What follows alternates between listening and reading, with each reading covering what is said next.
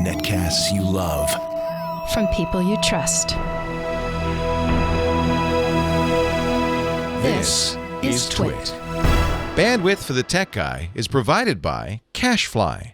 CACHEFLY.com. Hi, this is Leo Laporte, and this is my Tech Guy podcast. This show originally aired on the Premier Networks on Sunday, April 10th, 2016. This is episode 1278. Enjoy. The Tech Guy podcast is brought to you by Tracker, a coin-sized tracking device that pairs with your smartphone and keeps you from losing your most valued possessions. Visit thetracker.com right now and enter the promo code TechGuy for 30% off your entire order. And by PillPack, a full-service online pharmacy that combines modern technology, convenient packaging, and personalized service to make your life easier. Visit PillPack.com/twit to save $20 on vitamins and over-the-counter medications when you transfer your prescriptions. Well, hey, how are you today? Leo Laporte here, the Tech Guy. Time to talk computers, the internet, home theater, digital photography, smartphones, smartwatches, and all that jazz. All that Jimmy Jazz. 8888 Ask Leo. That's the phone number if you want to call in and make a comment, ask a question, make a suggestion. 888-827-5536. You'll be talking to Kim Schaffer. She's answering the phone today, preparing you for your appearance on the wide screen to talk about high tech.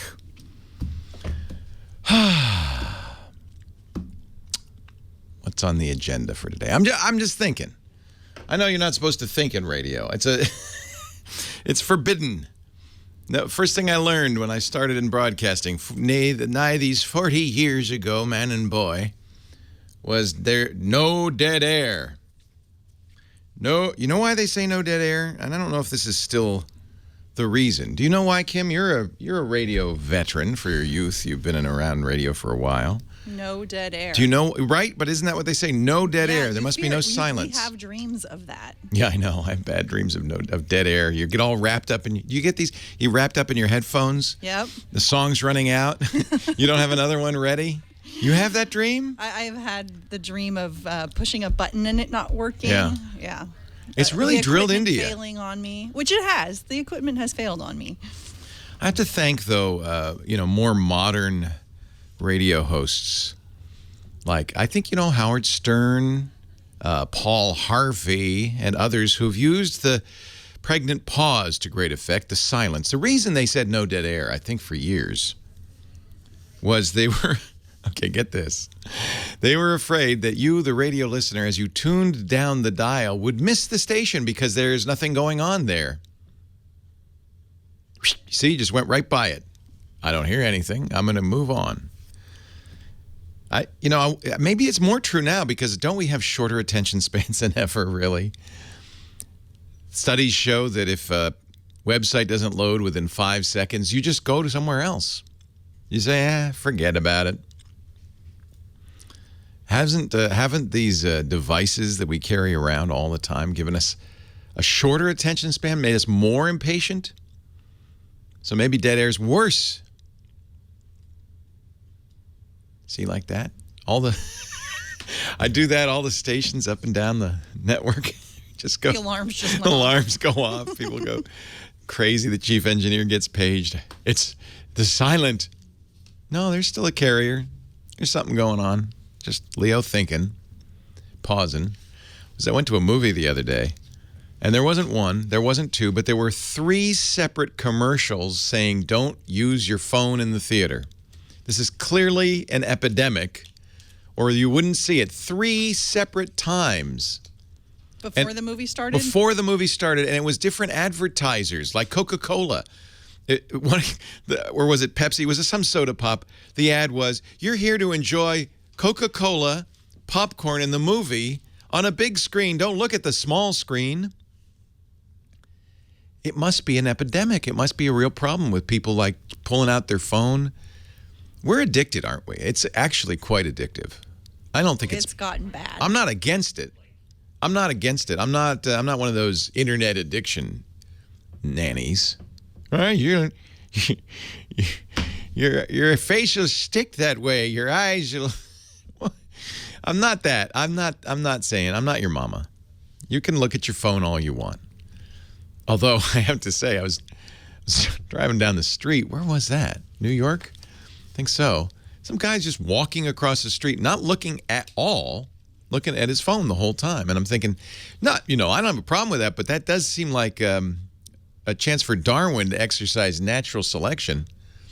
And but he survived. He made it across. Came close. Cab came right by him. We have a doctor in the chat room. There's a doctor in the house. Dr. Mom, she calls herself, Lillian. She said, you ought to see the ER visits that we get from people using their cell phones and not paying attention. There have been, actually, there is a thing called selfie fatalities. Do you know? This is actually real. People doing dumb things to get selfies. There were, let me see, I have to get the latest statistics. 49 people died in the last year. 49 people died while attempting to photograph themselves. In other words, take a selfie. That's 49 people. That's more than got killed by sharks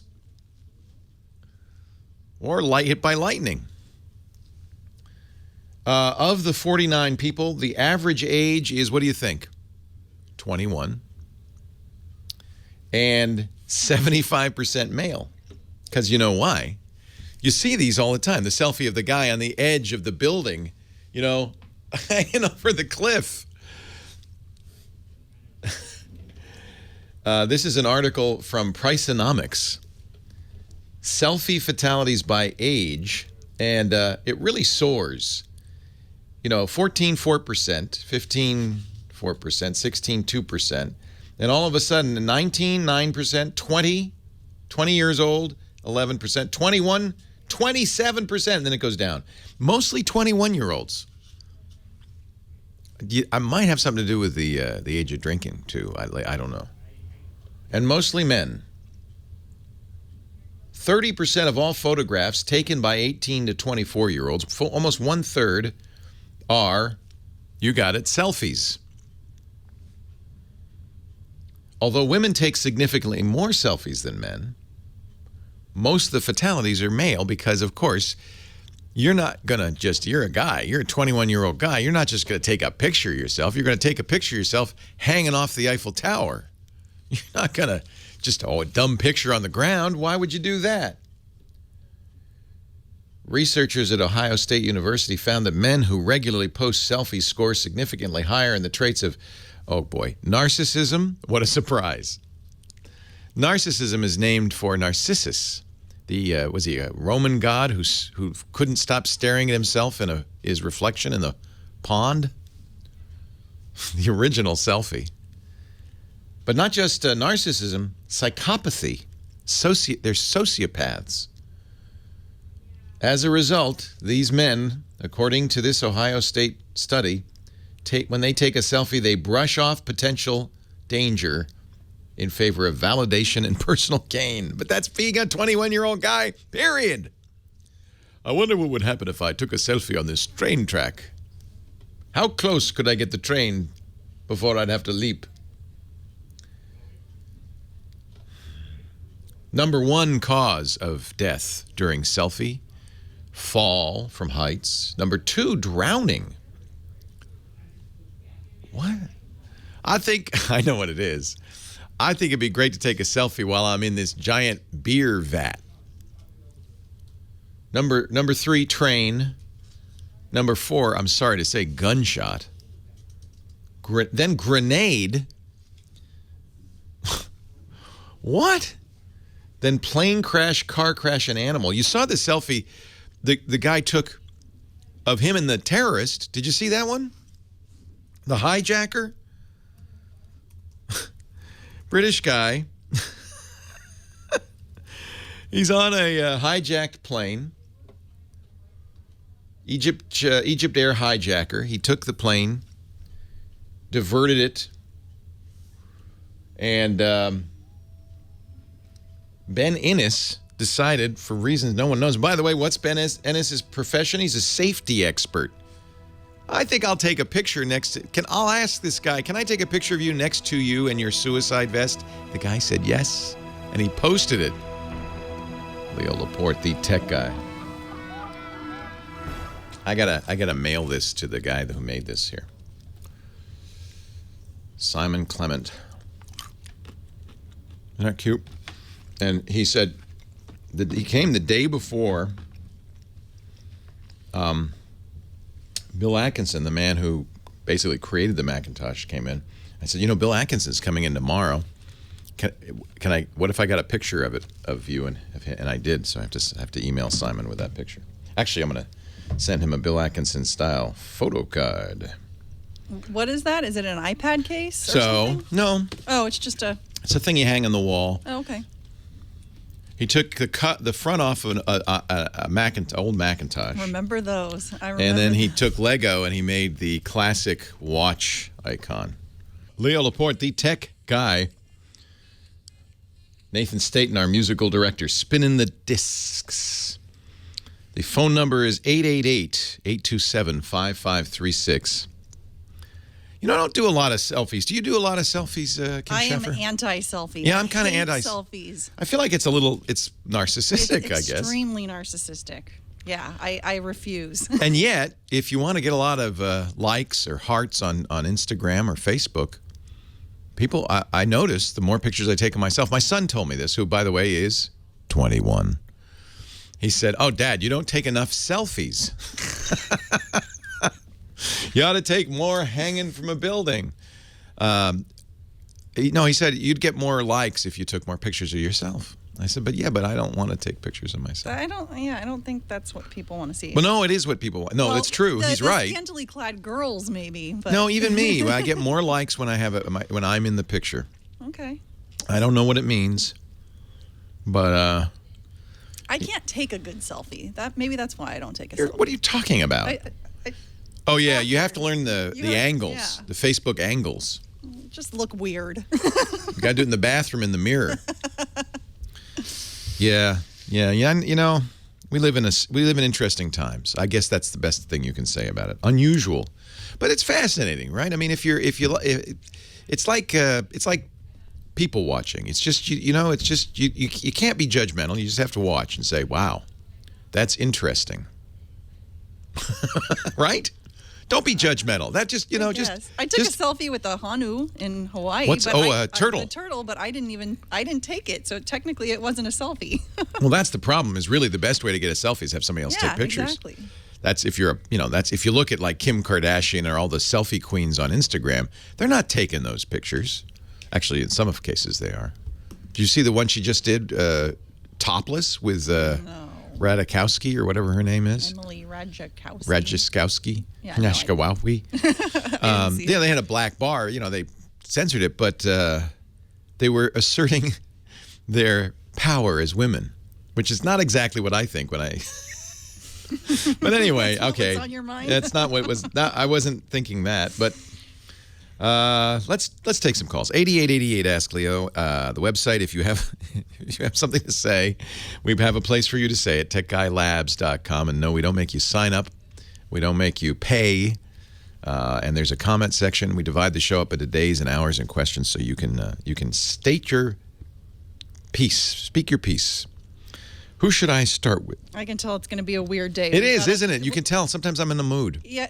And then the callers? Yeah, and the callers all have problems with things doing stuff on their own. That's called technology, my friends. So Doug has a possessed iPhone 6. Okay. Hi, Doug. Leo Laporte, the tech guy. Hi, Doug.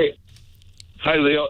I have an iPhone 6 that when I put it overnight on the charger, it makes calls on its own. It just calls people on my contact list, some of them that I haven't spoken to for years. And then it opens apps. I'll be sleeping and I'll hear something on iTunes playing, or it'll open a podcast. And last week, it made a call to Uber. My wife and I are watching TV. It's about 8:30 at night. I get a call. This is your Uber driver. I'm outside. I looked, and there was an Uber driver outside, and I went. What the what? Uber. Yeah. And the phone, you're watching TV, the phone is not near you. No. I hear it ring, and it's the Uber driver. Said, no, I mean, it's near. It's about, 20 feet away. But you couldn't have accidentally butt dialed an Uber. No, absolutely not. And I'm so glad my wife was with me, so You have a witness. Sanity. Yeah. Yeah, because I'm starting to think, maybe you're sleep texting or something. But and the Uber driver said, no, you didn't do this by accident. You have to open the app, place the call, and then confirm. And I said, I don't know how that happened. Wow, I don't know how it happened either, but that's a little spooky. I think you may have the case of the first haunted iPhone. And by the way, I've never used Uber. I had the app like you'd have AAA or something, Did you? But you logged in and you gave it a credit card, obviously, or it wouldn't have worked. Yes. Okay. Yeah, I did that. Yeah. And they charged me $10 for a canceled call. Right. That is weird. You don't use Ambien, do you? No. Okay, just checking. No, People have been known to do things unconsciously on Ambien. Yeah. That is very, very strange. And I don't, I guess if you were really paranoid, you could say, maybe somebody's running, we call them rats, a remote access Trojan on your phone. But that seems unlikely because iPhones are pretty hard to hack. You don't have anybody else using? Do you have a kid that uses your Apple account? No. Wonder if the phone got cloned somehow. I would, of course, you probably did this, change your Uber password immediately, right? I just got rid of the app. I've never used it, so I don't want it happening again. Well, that's interesting because if it happens again, then because now you don't have the app, then somebody has stolen your Uber account. By the way, you should be able to. You should be able to contact. It calls people on my contact list. Yeah, that's weird. That I don't speak to. Do you talk in your sleep? No. You didn't say, "Hey Siri, call my old army buddy." No. No. Good guess, but no, that didn't happen. Anything like that. I don't know. I called Apple, and they probably laughed and said that can't happen. They hooked me up to a tech guy, and he was very helpful. And he said, "Well, you must have a bug in your operating system. Let me wipe it out and give you upgrade your operating system." So I did. I went online, and he took over, the cursor, the screen, and absolutely restored the. Wait a minute, this was Apple? You were talking to Apple? Yes. And they so they took over your computer, and then they said hook up the phone to the computer? Yeah. Huh. I didn't know Apple would do that. That's interesting. Well, this guy did it, and you sure it was Apple? Oh yeah. I went to AppleCare. Yeah. Huh. I didn't know they would do that. That's nice. In fact, it's nice that they took you seriously because this sounds very odd. I know. I mean, I would. I'm so glad my wife was with me. Yeah, no, you have a witness. I would wipe the phone. Seriously, I would wipe the phone. I mean, I don't know what's on there, but something not good is on there. All he did was upgrade it to 9.3.1 probably. I think what you need to do is, and I hate to do this, but I think it's a good idea because something's going on, is get into, go into the settings and erase data and settings, like start over, like it's a new phone. And then don't back up the phone and restore it because you don't want to restore whatever is on there. I think while I've never heard of this happening, the only thing that could explain it is somebody's got something on your system that's allowing them to harass you. Wipe it. Wipe it. And then change your, well, you got rid of Uber, but I'd change your Uber password as well. I know it's too late. Maybe you can do that online. Anybody have any ideas? That is weird. Leo Laporte, the tech guy. Yeah, remove the credit card from the Uber account if you're not going to use it.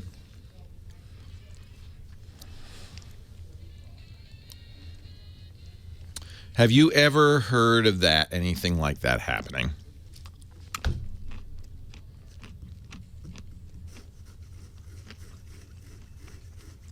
It's a flaky charger.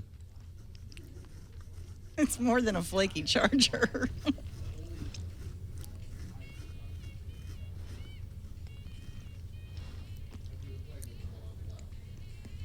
Oh, a bad digitizer. Yeah, but that's a lot of clicks. You can't just get an Uber by, a stray click on the Uber app. You then have to click again and again. I guess it could be a faulty. Really, this happened to you, Mike? Oh no, Mike had his hacked. So, but Scooter X says, it could be a faulty digitizer on the screen of the phone.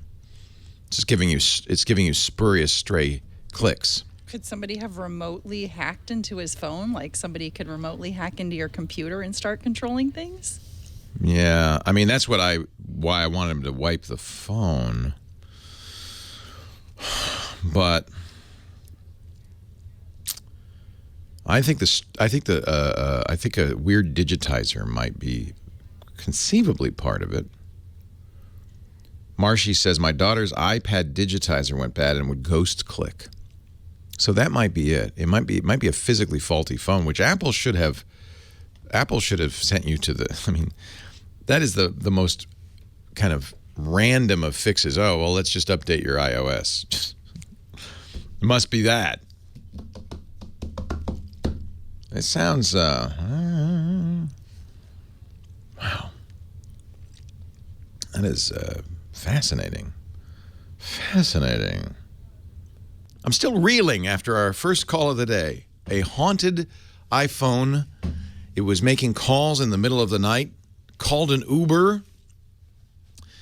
This seems far-fetched, but there's another possibility. The digitizer. So, all touch devices in the screen, they have a way of sensing your touch. They call that the digitizer.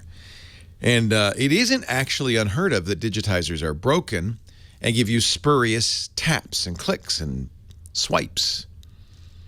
And that is another possible explanation. It's possible that your iPhone is actually tapping itself because of a broken or damaged digitizer. I would bring it into the Apple Store and say, here's what happened. I updated the operating system. They're probably still going to make you wipe it because that's the way computer people are. Well, we don't know what software you're running, so let's just bring it back to the way it was from the factory and see how it happened. But if it's damaged hardware, it will keep happening no matter what you do to the operating system. So that'd be my guess. That'd be my guess, and it's a guess. John in New Jersey. Welcome, Leo Laporte, the tech guy. Hi, John. Hey, how you doing? I'm well. How are you? Good. Following you since the Tech TV days. Oh, nice. That's getting to be a long time ago. Yeah, well. Anywho. Yeah, well, that's life. I'm an old man. You're still on, so I can still follow. I know. I'm still on, which is good. Yeah. I'm a DJ like you are, but nothing nationally syndicated or anything. I do a couple of local bars during the week. Fun. And weddings on the weekend. Always wanted to do that. No, it's not. It's fun. It's work. It's not fun. See, people think, oh, it'd be really great to be a DJ because I love music so much. But eventually, especially if you're doing weddings, you realize it's not about at some point, it's about playing the music people want to hear, not the music you want to hear. And it's such a vast age group from young to old. Yeah. So. Anyway, what I'm trying to do is I would like to make an announcement over the microphone or put up a sign that you could text your request to me. But I don't want to use my cell phone number. Right. So I was wondering if you could, if there's a service, I'm not having a problem paying for it or whatever, that you could text it and then I could look on my iPad and see the request to come in. You would be paying for it. Yeah, I have no problem with that. Yeah, because what they're going to use is they're going to get a short code that they text to you. Yeah, and I looked at them, and they are very expensive. Yeah. Yeah, we should find something that isn't so expensive. It's too bad. There was a product that's gone out of business called Request Now that did exactly what you want, but I guess either it wasn't a good business. It was from DJ Works. Or no, was that? No, that's the review of it. It was from Let me find the website, because maybe you can go to the website, request-now.com, and maybe, even though it's been discontinued, they refer you to somebody else doing it. There's text request. Text your customers, let them text you, real-time two-way texting for business. As soon as I hear for business, I think for the cash rich. That's the problem, is you don't want them to use your number. You know what you could do?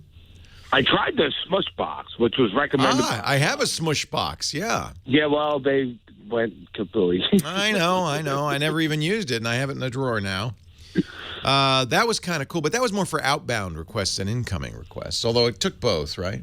Here's what I would do. I would get a Google Voice account.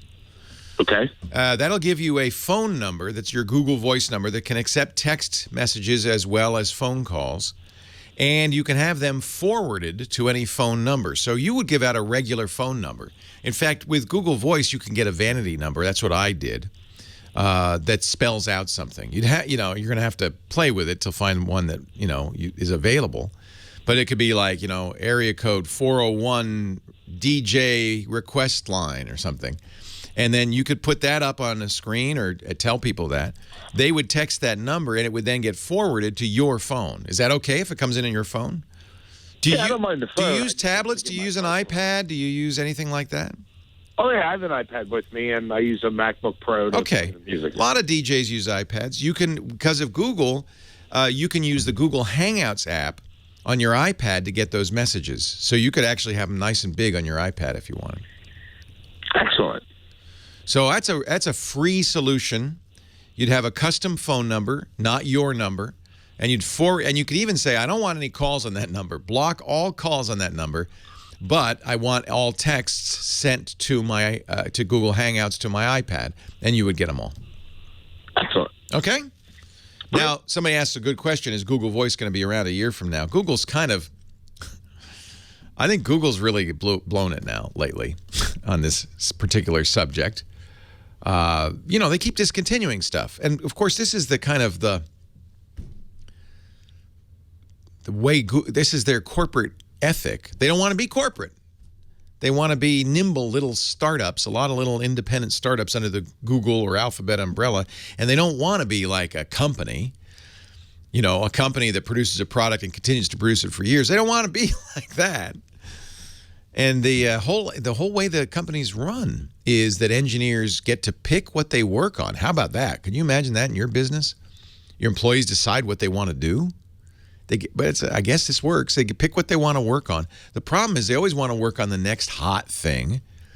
And then as soon as it's out, they go, yeah, and they move on. And you can never find anybody who just wants to maintain it. So the list is long of Google projects that have just disappeared or been ill-supported. Gmail, thank goodness, is still around, but Google Reader gone, Google Wave gone, Google Buzz gone, and Orkut gone. You can go on and on and on. The most recent one, it's very annoying, it's a hardware product, Revolve. This was a home automation hub that was sold for a few $100, and the promise of lifetime support. Whenever I hear lifetime, you got to put that in quotes. Whose lifetime? My lifetime? Mayfly's lifetime? The lifetime of the hardware? What's the lifetime mean? And apparently it's meaningless. Although, boy, if I were the Federal Trade Commission, I'd investigate this one. Because they said lifetime support. They got bought by Nest, which is the Google thermostat company. And Nest is, on May 15th, just going to turn it off. So your hardware just stops working. So if you bought lights and keys and all the remote access stuff to work with this Revolve hub, sorry. That's it. Bye-bye, May 15th. Because Google lost interest. So Google Voice is a great product. It was a product Google bought. It was originally called Grand Central. I've used it for years. It allows me to have one number I give out all the time. And they can call up to 5 different phones. And it's good for me because I'm using different phones.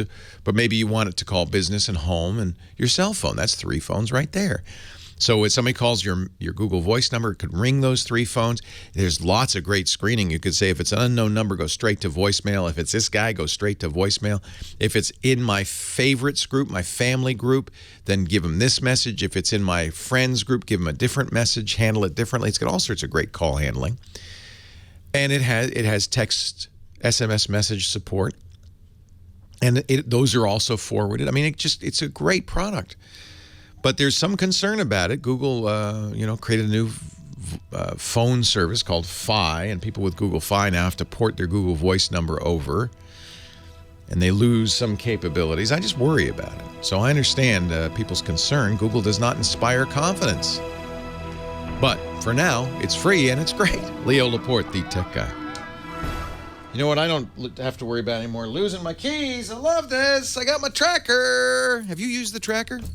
Oh, this is such a good thing. See, so here's what I do. I don't want to lose my backpack or my keys. So I have a tracker. This is good. I'm cheap. And really, they're not expensive. I should probably just get a second one. But I put the tracker on my keychain. See there? That's the tracker. See how small the new ones are? Look at that. And then that's chained to my handbag, my man bag. So, and then you pair it to your phone, okay? And then this is so cool. Watch, I'll show you. I'll run the tracker software, iOS or Android. And now I know where my backpack is at all times. And then should I leave it behind, I know where it is too. It'll warn me, So see, it says last seen. Actually, that's, it's searching right now. It's the last time I checked. So it's going to find it. It's right there. Boom. And there you see the map? Love that. Thank you, tracker. If you lose your keys, if you lose your purse, if you lose your umbrella, if you lose anything, these are smart devices, but they don't make you feel smart when you lose them. Tracker will help you find them. It's a coin-sized device. You saw it. Actually, I think I have one in the package here somewhere. I got 2 of them. Yeah, here it is. Little thing. And it will locate misplaced keys, wallets. It's small enough to put in your wallet, bags, computers, pets. I got the second one for the cat. Could go right on a collar, right?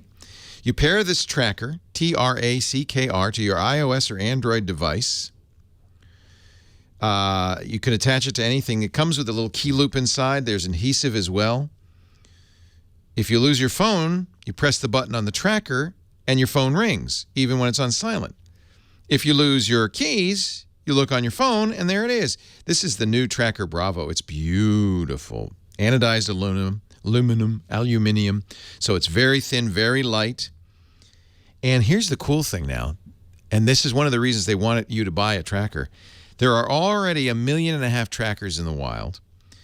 And Tracker is Bluetooth, but it also is becoming the world's largest crowd GPS network. So even if your device is miles away, it gets registered on other people's phones, and you can see where it is on the map. The Tracker app records the last known location on a map. And when another user of the Tracker app comes within 100 feet of your lost item, it'll actually send you a notification saying, I found it. It's here. So this is more than just Bluetooth range. This is anywhere. And now as more and more people, if you look at the map at thetracker.com, you'll see on the map, there are tracker devices everywhere.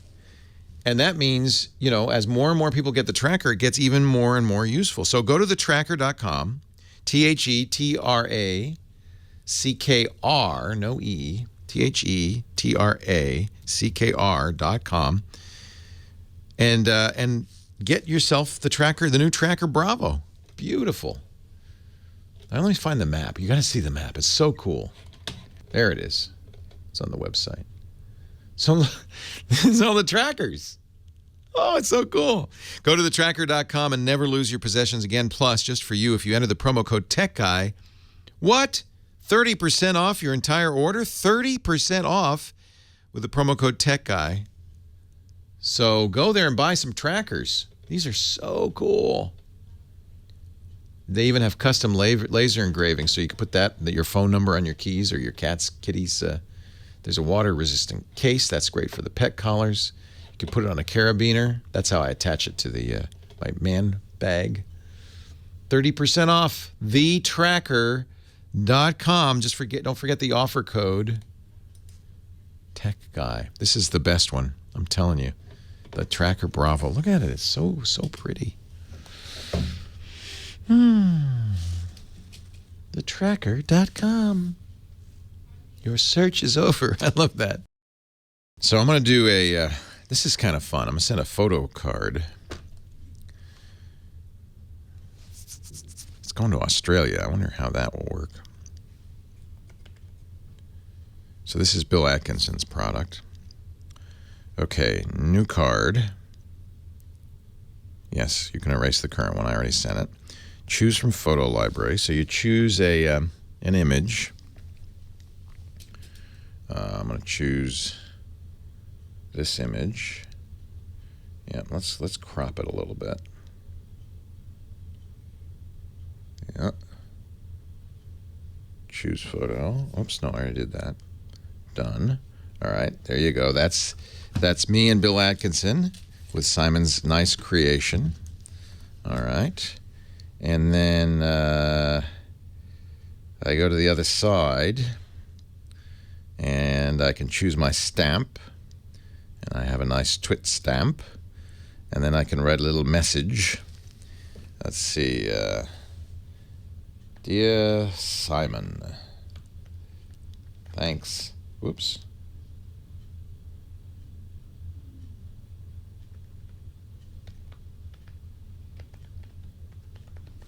Thanks so much for, what would you call this? What would you call it? The doohickey. Wall hang. Piece of art. The Mac Watch wall art. I got Bill Atkinson to pose with it. I should say, as you can see, because it's on the other side. Now, I want to put my signature in here. You could put stickers, but I want to put my signature. I don't know how to do that. Can I add? I wonder if I can add my signature to a sticker. Bill, I need your help, Bill. Bill's going to come on and give me a tutorial on this. He wants to do a special. Leo Laporte, the tech guy, 8888. Ask Leo. Donald in Mojave Valley, Arizona.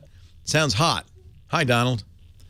Hello, Mr. Leo. I got an iMac it's not hot. I called you a couple of weeks ago about the broken screen and about doing the second monitor. Yeah.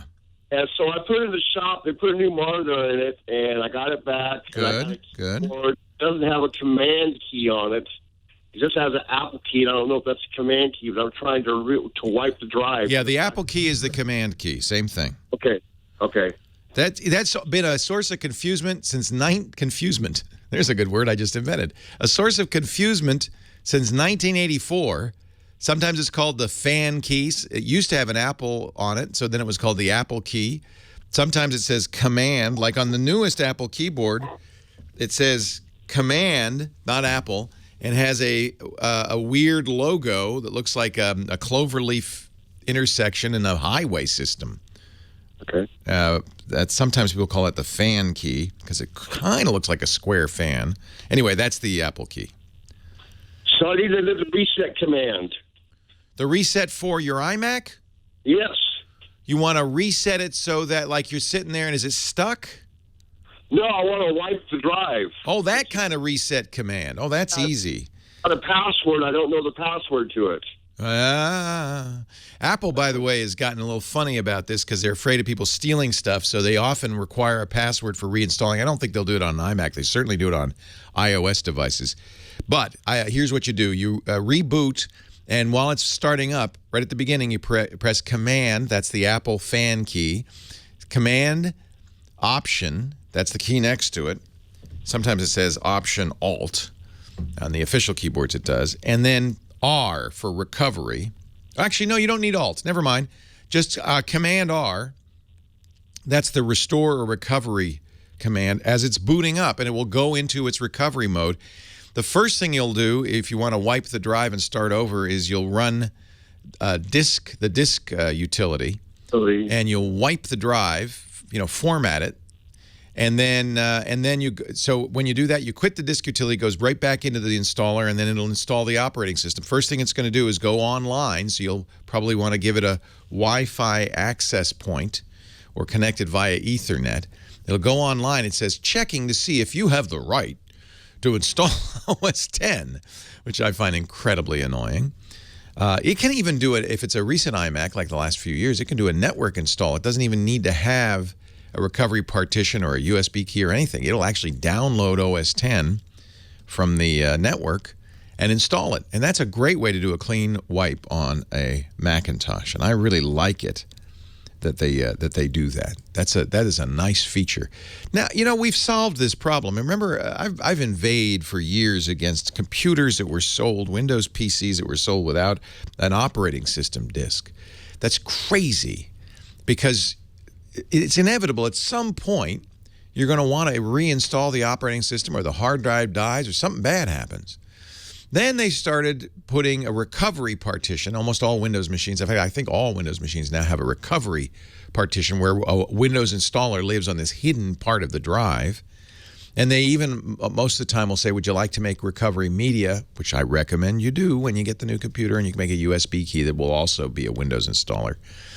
But that still doesn't, that doesn't solve the problem. If the hard drive dies and your recovery partition's gone and everything's gone, you still have to download Windows. But Apple solved this by putting in the Mac firmware, built into the hardware, the ability to check the network, verify the computer, and then download and install OS 10. So Command R is the key, or propeller. Dark Crayon says, that's not a fan key, that's a propeller. Yeah, look at it, looks like a propeller too. A source of consternation and confusement since 1984. What the heck is that key? Cloverleaf. A cloverleaf. It looks like none of the above. I mean, we're just saying it kind of looks like a cloverleaf fan propeller. What is it? What is the point of that key? It used to be an apple, remember? But they decided, and now they write command and put that weird symbol. What is that symbol? What is it? I'd like to know. Inquiring minds want to know. Apple, what do you mean by that thing? What do you think? Burke says it's the Command. key. It is the command key, but that doesn't mean command. The command symbol. It's the symbol for command? No, it's not. Apple invented it. I know they invented it. What were they thinking when they invented it? I don't know. Our show today, this, by the way, if you're going to do that, I should have said this right up front. Make sure you back up your data, because you are wiping off the drive. And that prompts me to bring up our sponsor, Carbonite. Nas is next on San Pedro, California. He has the same iPhone problem, and he has a solution to the ghost iPhone. This is good. Nas in San Pedro, you had this happen to you? Hey, how's it going, Leo? Welcome, Nas. It's going great. How are you? All right, I'm excellent. I can't believe I got through. So check it out. I got a little tablet here. Yeah. And when I first got a case for it, I started having the same problem where apps would just open up, the screen would lock, and I couldn't do anything about it until I finally realized it's one of those book-style cases with a magnetic strip to, kind of close it. Ah. Yeah, so what I started doing was I got an extra piece of metal to put next to that to absorb more of the magnetism, solve the problem. And then what led me to think of that was he said it only happens when he charges his phone. Yeah. I believe. And then I was thinking, okay, one of the general principles about electricity is current produces magnetism, magnetism produces current. So I'm wondering maybe he's also charging his phone next to an area that has too much current running through wires. That's a really interesting thought. So okay. Hopefully he's still listening. Yeah. That's, try not using that charger, I guess, right? Yeah, that's what I was thinking. Yeah. Swap out, get a different charger, charge it in a different area, All right. see if a problem occurs. Yeah, good tip. Thank you. Appreciate it, Nas. Yeah. Yeah. Are you named for network attached storage? No, my full name is Nasim, But I go by Nos because it's a lot easier, and I'm terrible with names, so I don't want to be a hypocrite. Nos, I like it. Not Nas. Cool. Not Nas, Nos. Yes. Nos. Not Nas, Nos. Exactly. Hey, thanks for the call, Nos. I appreciate it. I think you're right. I think that's an interesting... I mean, there's something like that going on, right? It's got to be. It's not a ghost. And really, because it's an iPhone, I think highly unlikely that there's some, Trojan horse, some sort of remote access software in there. You'd have to jailbreak the phone for that to even be possible. That's one of the advantages that you have when you're in the iPhone ecosystem is you can't just put weird software on there. Everything has to be approved by Apple in the Apple Store. And while stuff occasionally sneaks by, it doesn't last long before it's discovered. So it's got to be something other than that. Some weird thing. Okay, even a case that maybe is, doing something, touching the screen or something. I don't know. I've never heard of such a thing, but obviously I believe that it happened. I just don't know why, and there's some other suggestions. 8888 Ask Leo if you've got one. Or go to the website, techguylabs.com. And thanks to the chat room, I now know the origin of the Apple fan key. We'll explain when we come back. All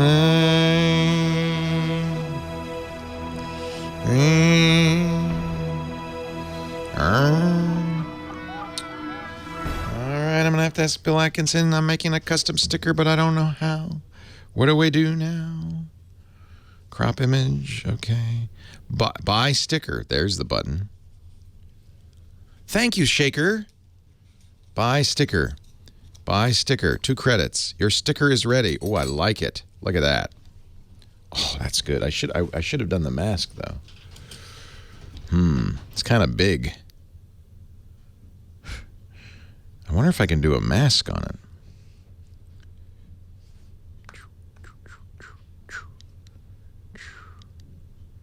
Oh, can I shrink it? Oh, I can. And I can. Oh, look at that. There you go. There you go. Now we're cooking with polyethylenes. There you go. There you go. Look at that. Oh, look at that. That's cool, huh? Nice. All right. What this does is it prints out a card, like on glossy stock, and then mails it, physically mails it. I don't know if Australia, if this is going to work, but we'll see. Isn't that cool? This is Bill Atkinson says he's the guy who wrote HyperCard and Mac Paint and Quick Draw and like Silicon Valley Genius. And now his thing is this: it's an iOS app called PhotoCard, and you can email them, but you can also print them. And he checks them, each of them, by hand every morning. And you can put a message on the back, have a custom stamp. You say I have a custom stamp, and puts the barcode on there. Isn't that cool? There's Bill. So I'm gonna start doing more of these as like thank you notes. It does get sent. So what you have to pay for this? It's $1.50, including the 49-cent stamp because these are oversized cards. So it's 50 cents the full for first-class postage to mail it. So it's $1 for the print, which is actually good. I think he's probably losing money on that. And then 50 cents for domestic. I don't know what it's going to cost in Australia. So you buy credits ahead of time. All right, I think that's it. Done. And it also checks the address. You know, I'm worried about that. Is that a phone number? 03647? Oh. I'll fix the typo. Thank you. As you can see, thank you. It's nice to have online proofreaders. That looks kind of nice. I'll hide his address because it looks kind of nice, huh? And then the other side is the picture. See, that's nice. And I'm going to send that. And I like this. That's my new thing. Is that your signature? Yeah. So sign it on the iPad, and I made a sticker out of it.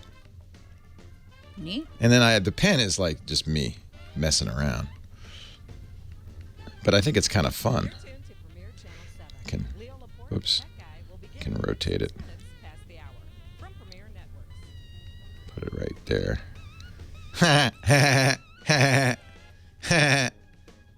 What are you looking like that for?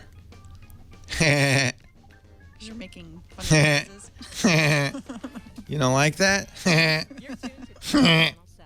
Leo Laporte, the tech guy. You are in a funky mood today. Funky.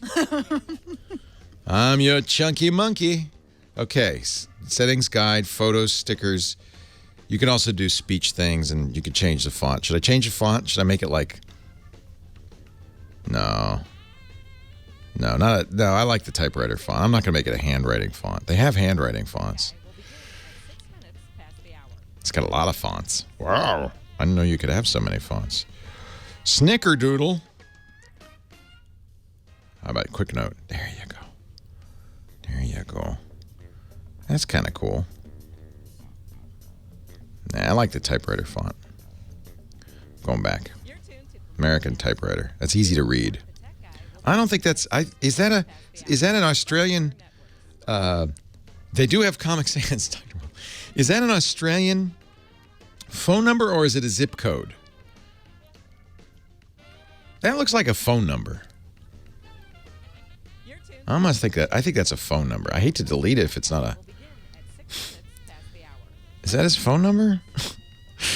Now, how do I change that?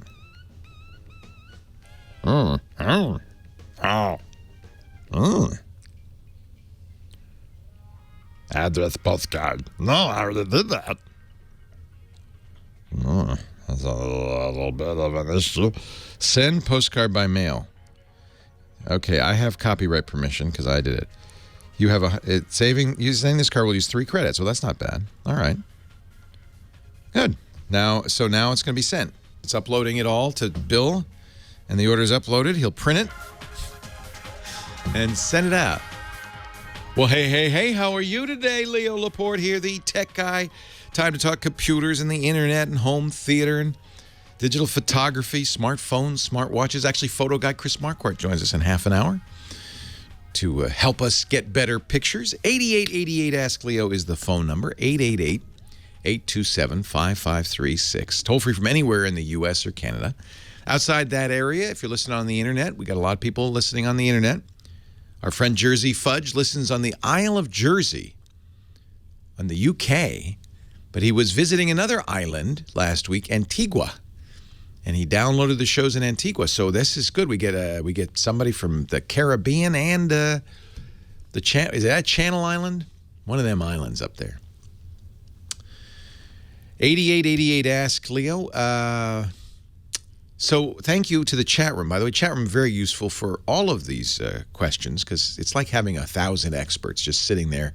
Well, no, actually, it's more like having 20 experts sitting there and 980 goofballs answering the questions. I'm teasing. I tease because I love. If you want to be in the chat room, irc.twit.tv. It's the old school internet relay chat. But if you go to irc.twit.tv, you could also chat in your browser. You don't have to have an IRC client. You could participate. The chat room has submitted to me this Wikipedia article explaining what the fan key is. So that's that weird clover leaf that's on Apples and Macintoshes, that's the command key. And I was saying, where did that come from? Did Apple just make it up? No, apparently not. It's called a looped square. It does kind of look like, a crochet thing or something, right? Or a hooked rug thing. It's a symbol consisting of a square with outward pointing loops at its corners. It is referred to by this name in works regarding the Mississippian culture, the American Indian culture in Mississippi. It's also known as the place of interest sign in Nordic countries in the late 60s.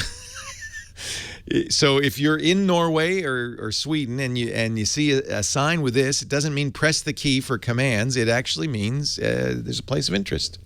It's also known as St. John's Arms or St. Hanna's Cross, Swedish, Danish, and Finnish, or the Gorgon Loop, and as the command key symbol due to its use on the command key on Apple computers and keyboards. It is an ancient symbol used in several cultures. So, who knew? It's still used on the Finnish coins. apparently. Apple went fairly far afield on that one. Moving along, Chuck, Studio City, California. Hi, Chuck. Leo Laporte, the tech guy. Hi, Leo. Welcome. Thank you. Long-time listener, first-time caller. Oh, it's about time. I've been waiting for you, Chuck. I don't know what's been keeping you. I don't know. I just want to say one thing about the people who called earlier. I believe computers have souls. They certainly may be haunted. We get, we get our fair share, don't we, Kim, of haunted computer calls. Today has been especially I don't know why. odd. Yeah. Technology has gone awry. There must be something going on, but I don't know what it is. Absolutely. What I'm calling about. Go ahead. My wife's computer's hooked up to our internet. It will work fine for an hour, and then it will just stop connecting. It says, no connection to Wi-Fi. When I look into it, the airplane mode has been turned on. Another haunting. Exactly. When I turn it off, though, it still won't connect. I have to go to restore point a day or two before. Yikes. Then it will connect. Do you, is Windows? See? It's a Windows computer? Windows 10, the latest. Laptop? Yes. All right. Many laptops have a, believe it or not, have a key or button to turn off Wi-Fi, the airplane mode. My Dell laptop has that key. It's F2. And if you accidentally hit that key, it would do exactly what you just described. It would turn off your internet access, your Bluetooth too. Huh. So actually, it's F2 on one of my more recent Dell. It's on the print screen key. So it could be somewhere on but it's on the function key row on my Dell. Now, some computers, there's a switch on the side. You might want to look for that as well. Because if you think about it, laptops often are used on airplanes, and the ability to quickly turn off the radios to satisfy safety regulations is desirable. So I would check that. Okay. I can try that. It's F12 on Toshiba's. It's F2 on my 2013 Dell laptop, and on my 2015 Dell laptop, it's on the print screen button. But in both cases, at least for the Dells, it's a radio tower icon on the button with little radio waves coming off of it. If you hit that by accident, typing fast, that'd do it. William, Capistrano Beach, California. Leo Laporte, the tech guy. Hi, William. Hi. I have an, you there? Yeah. Oh, I'm just practicing my dead air skills. I'm also watching on the computer. Oh, I'll wave. I have an airport stream router. Yep. And 3 or 4 times a day, it seems to disconnect. Yeah. My wife uses an iPad, our iPhone. Yeah, you don't know anything. My wife's sitting here. You don't know anything, Lisa, about disconnecting Wi-Fi, do you? She says it's our cats that do it. But it's not unusual with routers. Routers, if you think about it, and the Airport Extreme is one, although an expensive router, they're really a dumb computer. They're a simple computer. They have a processor, small processor chip in there. They have a little bit of software, memory.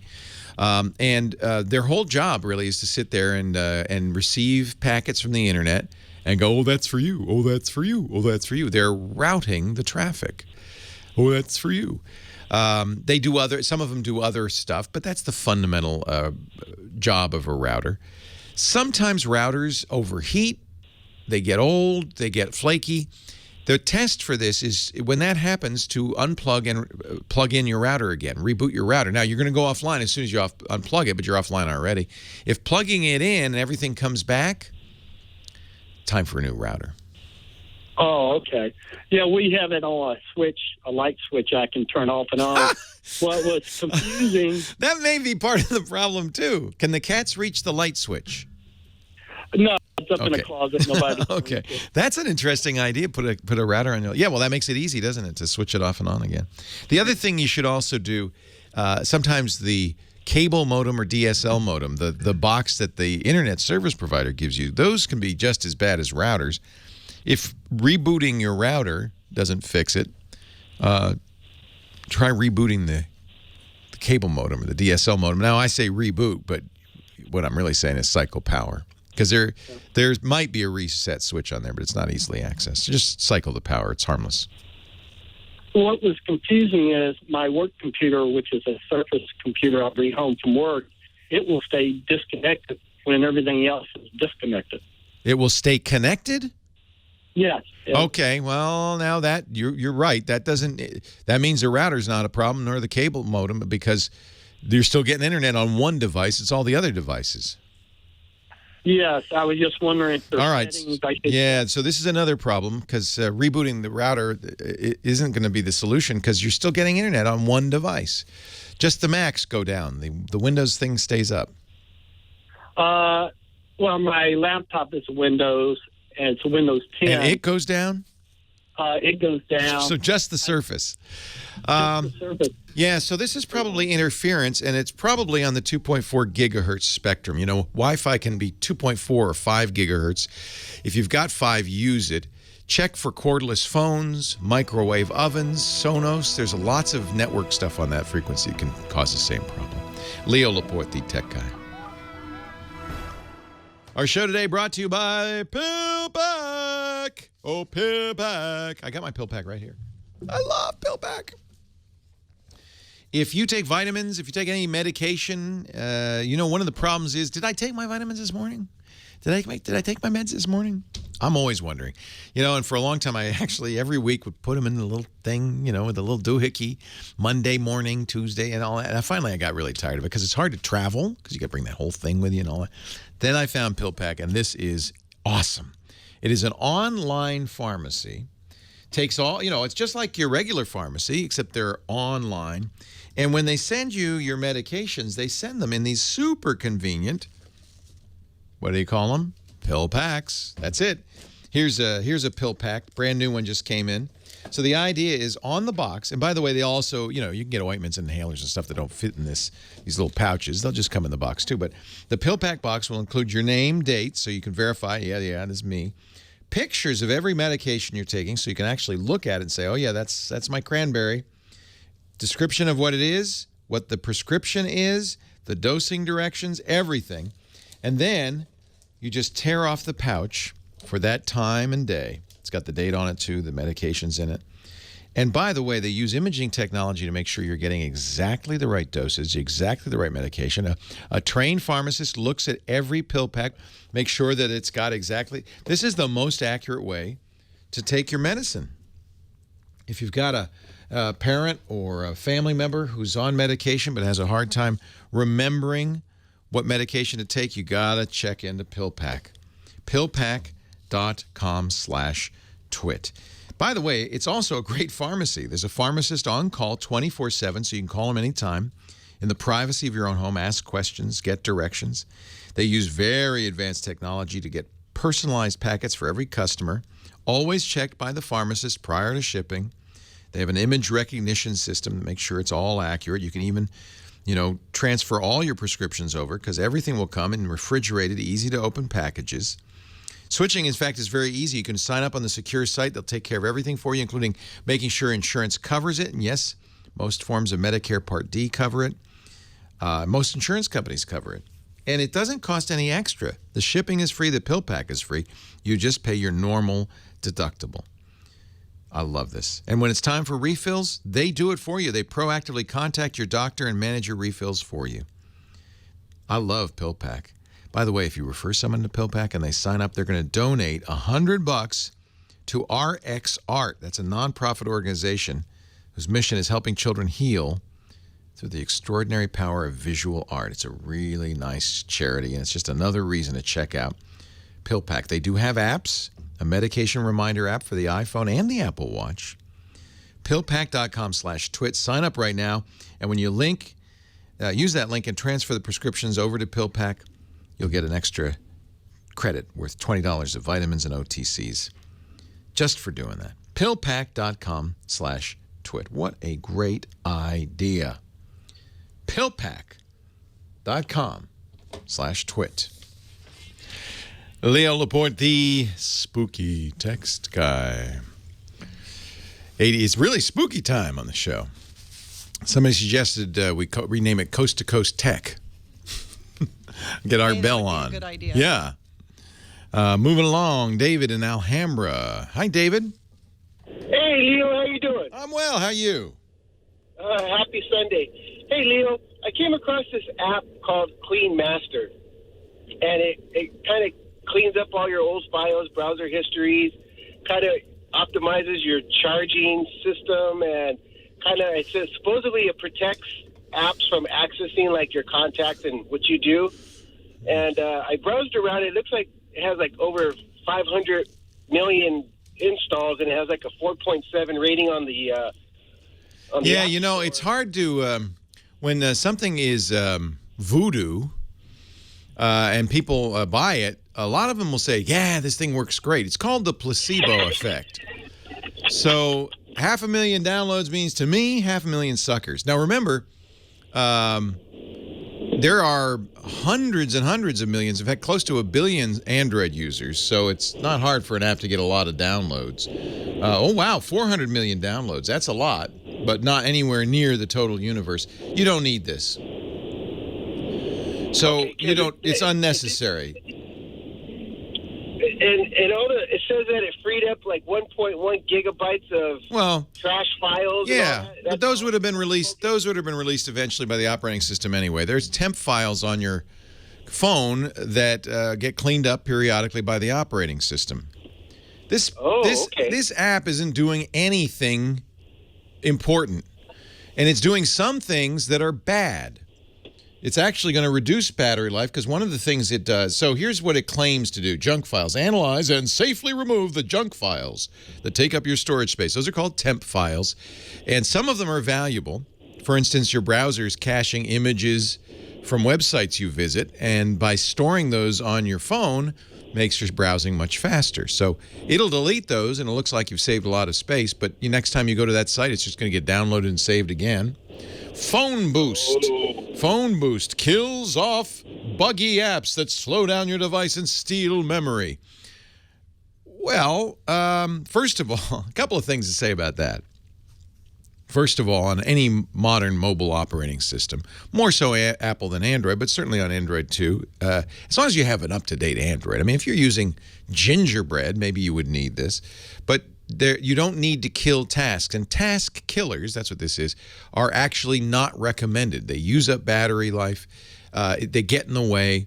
The idea that you should go in there and kill the stuff in your recents folder is wrong. You don't need to do it on iPhone. You don't need to do it on Android.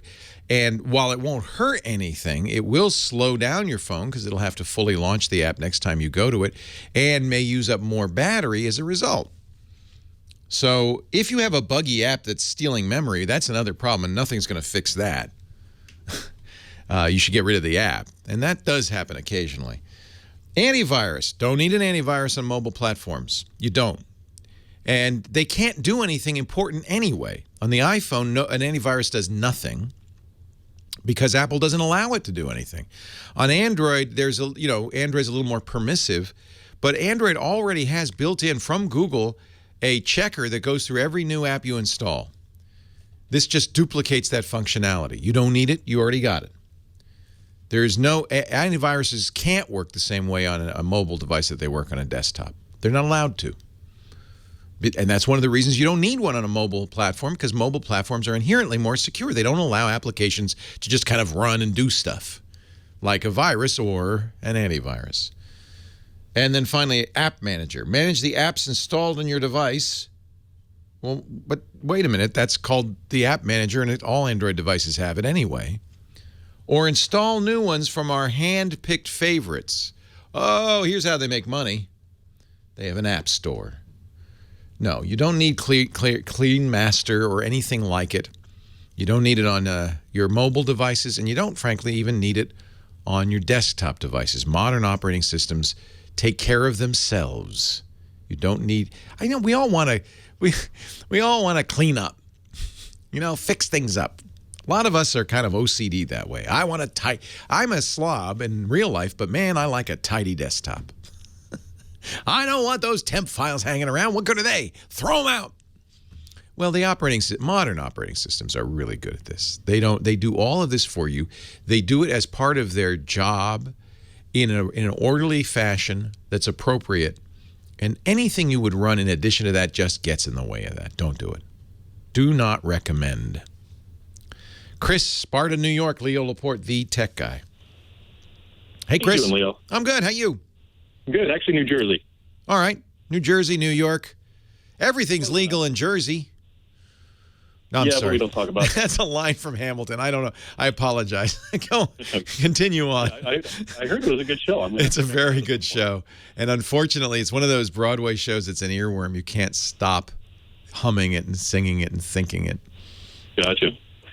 First, let me get my gushing out of the way. I've been a huge fan of yours since the Kate and Leo days back on ZDTV. Oh, wow. Well, you know what? You'll be glad to hear. Next month, Kate returns. I heard. Yeah. She's probably one of the cutest geeks on the planet, I'll tell you that. Oh, she's just a gem, and I was so lucky to work with her. I only worked with her for a year.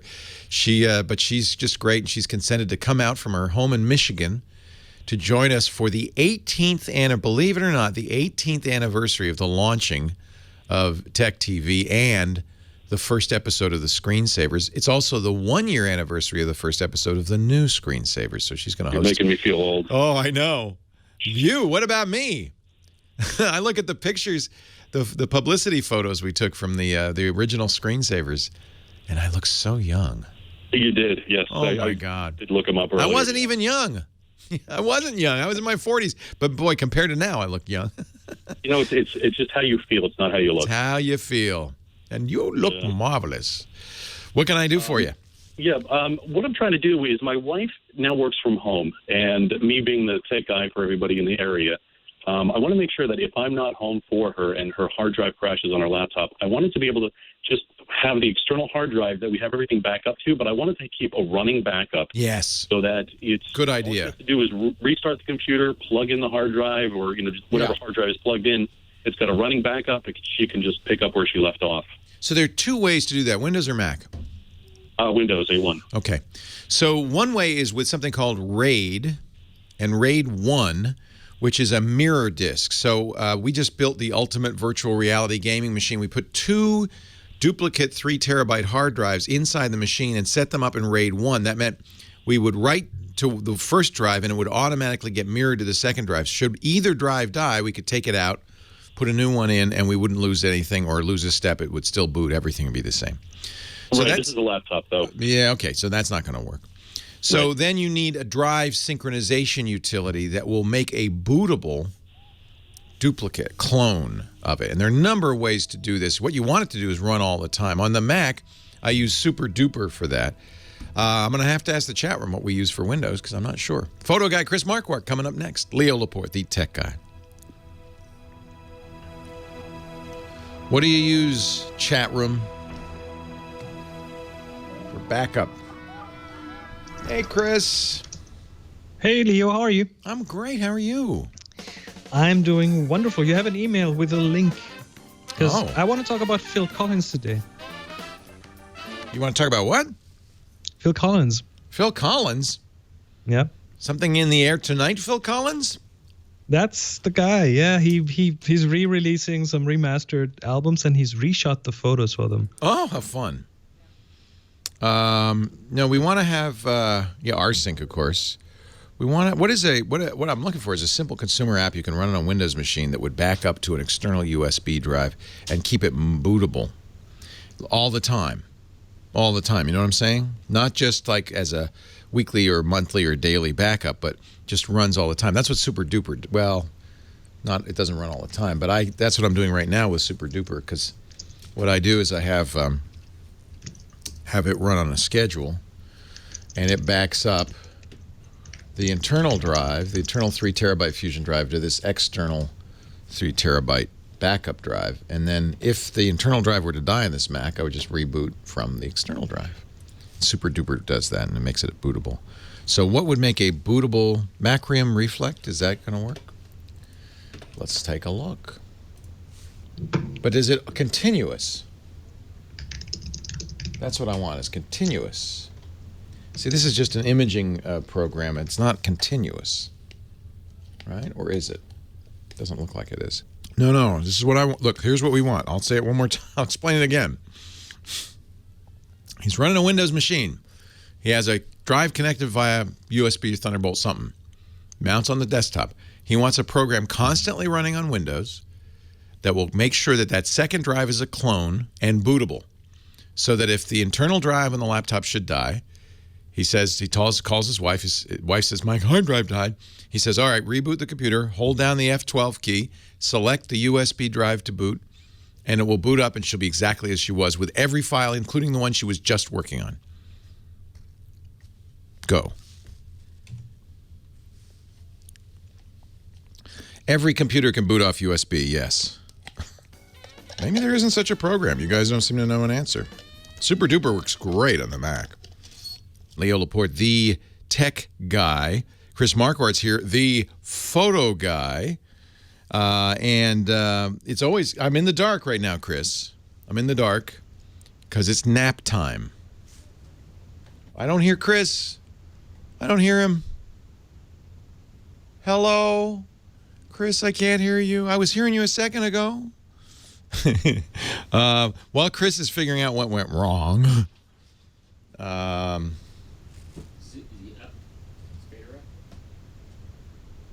don't. Yeah, of course the fader's up. Okay, we'll figure out what went wrong with Chris. Meanwhile, I will mention that we were not able to figure out a solution for our last caller. I'm sad to say. So I'm going to open it up to everybody here. Chat room has failed me.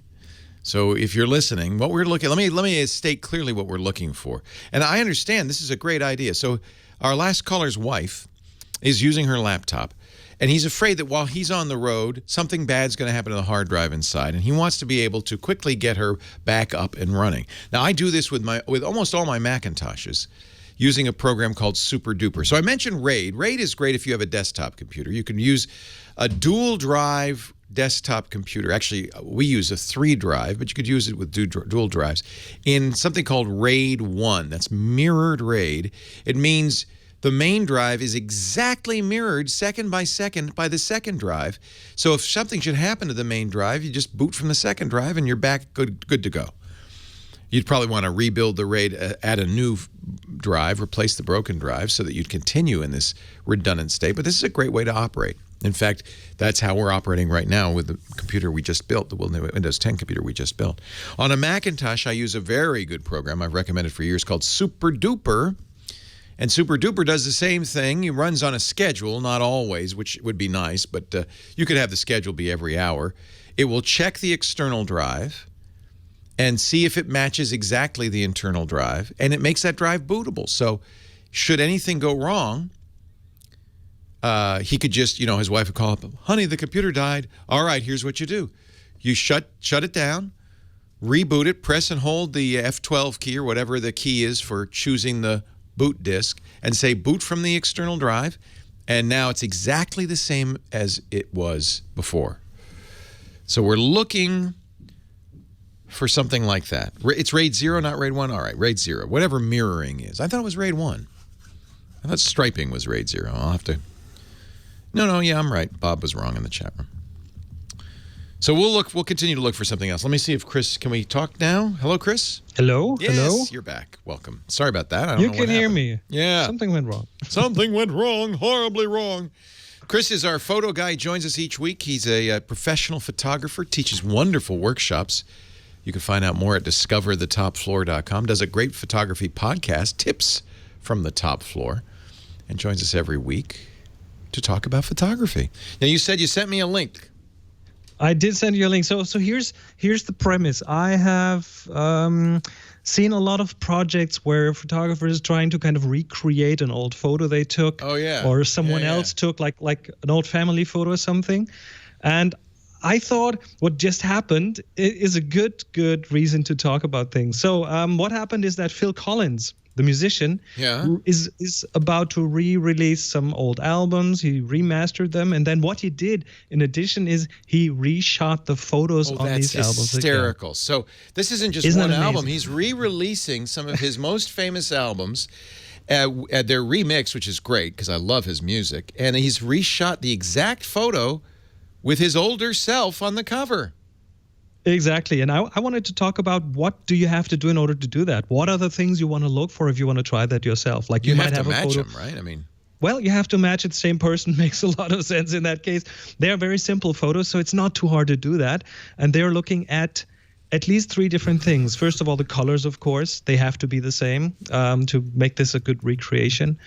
Some of the photos are black and white. Second thing is that wouldn't be easy to do, right? Yeah.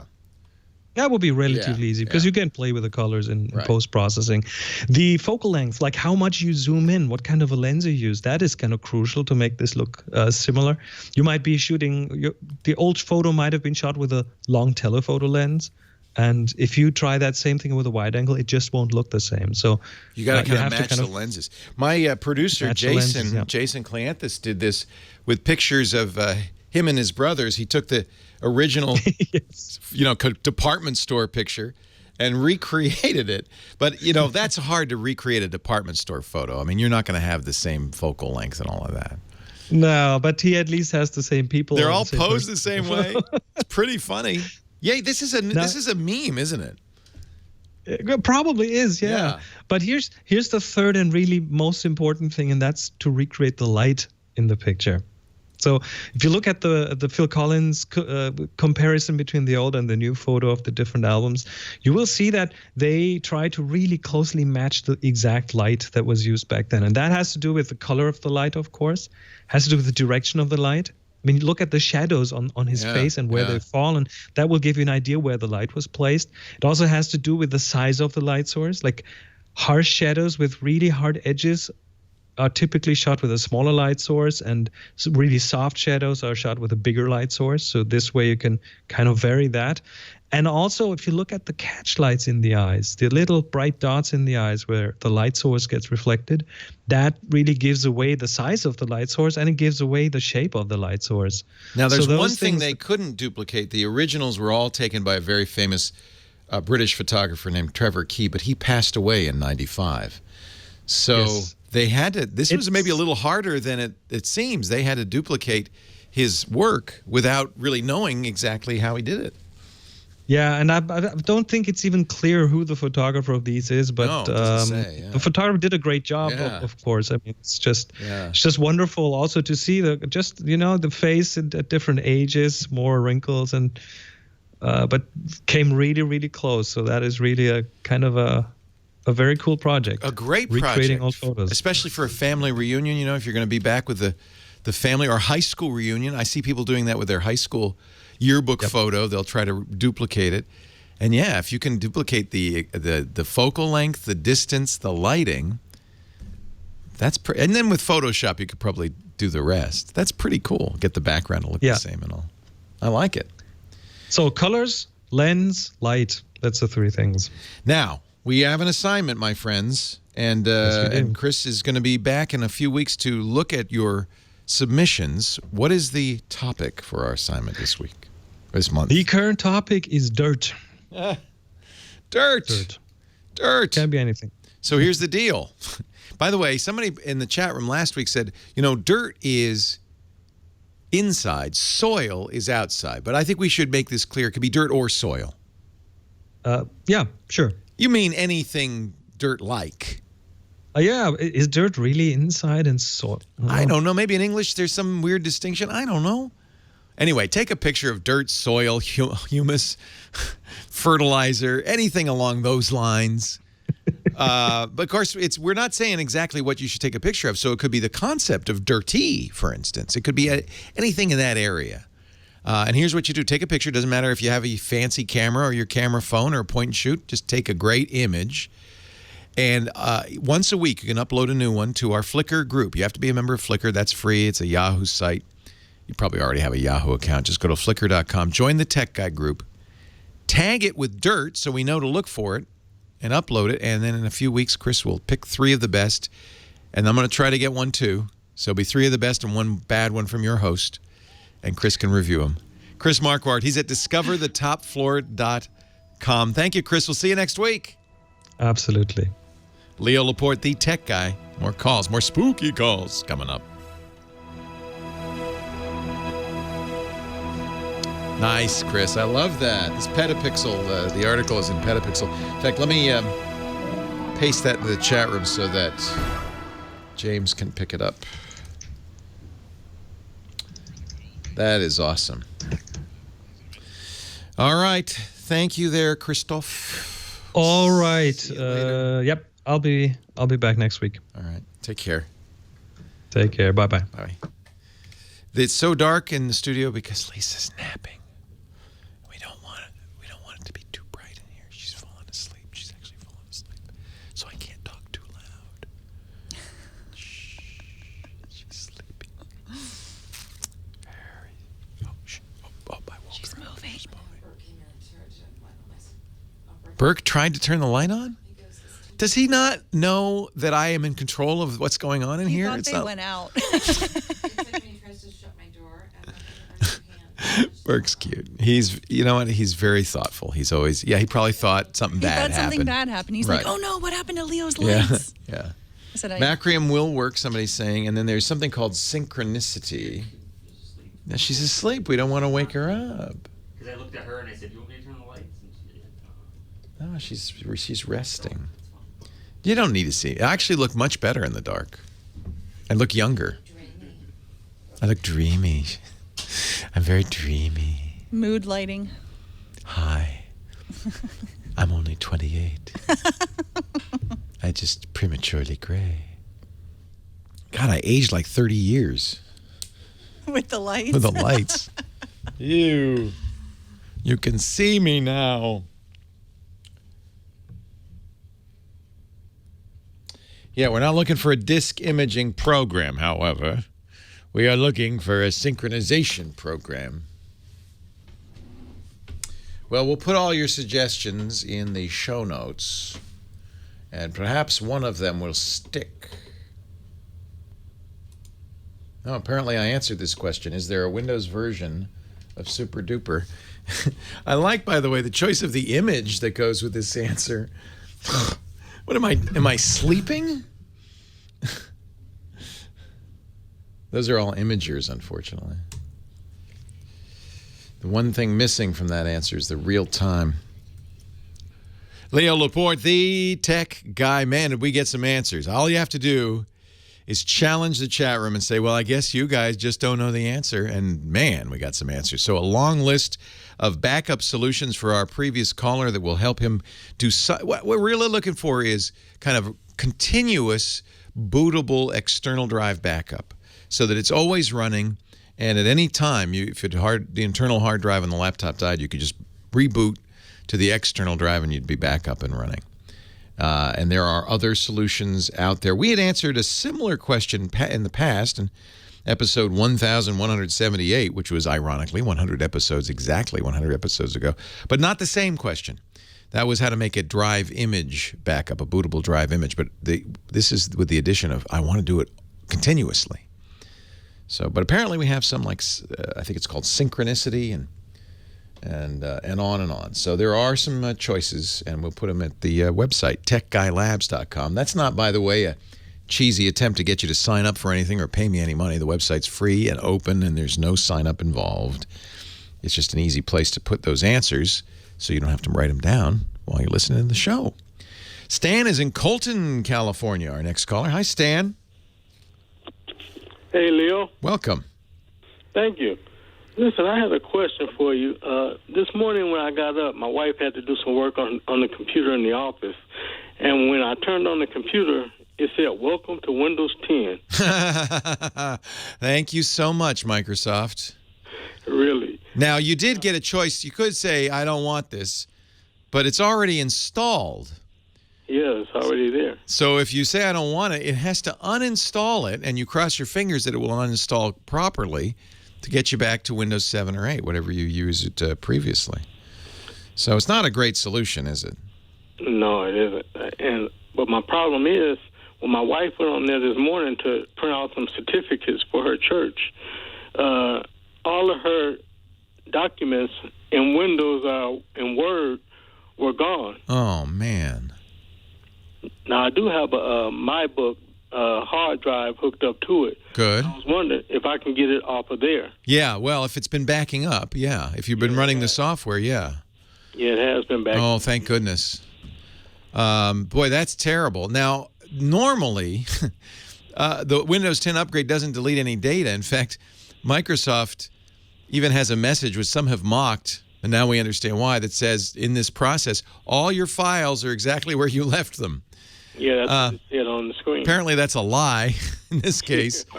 It shouldn't be doing that. It may be, I wonder, you make sure she's logging into the same account.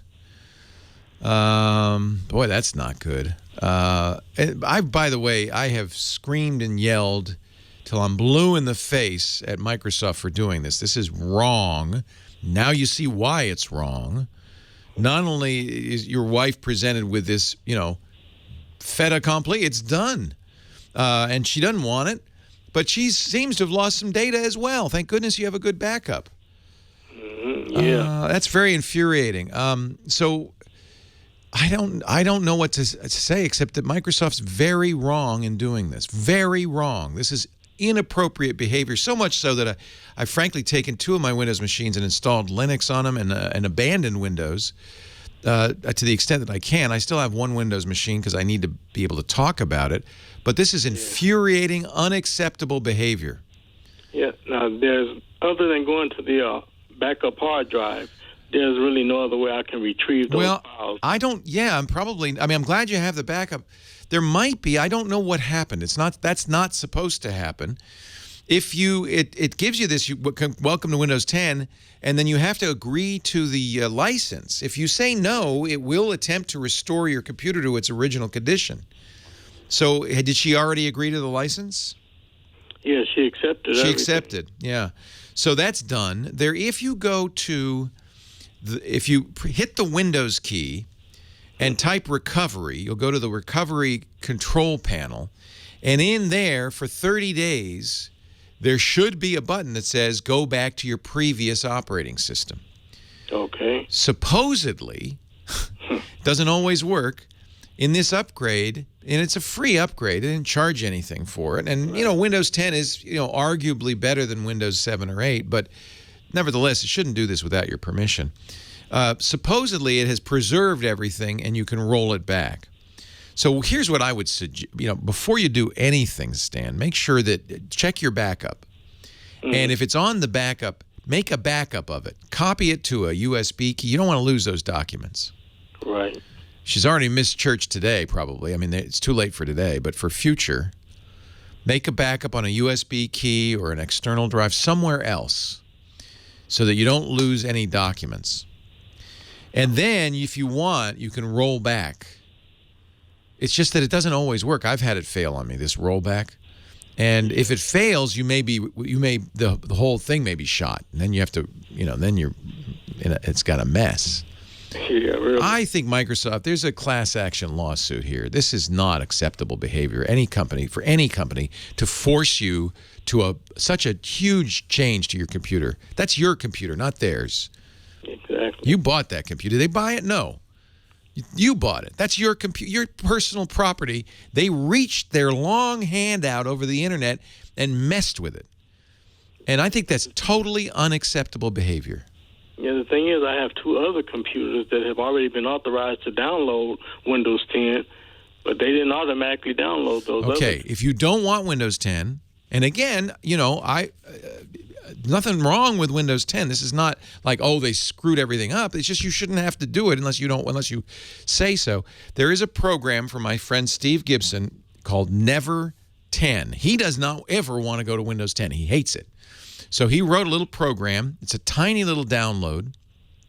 You'll get it at grc.com. But if you Google Never 10, you'll go right to it.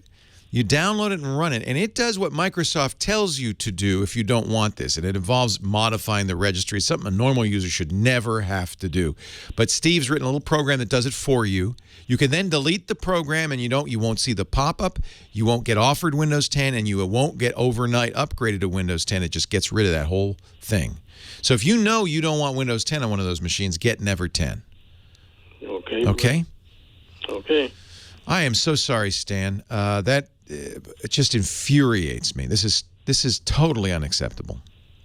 And Leo, I have one other little question to ask. Sure.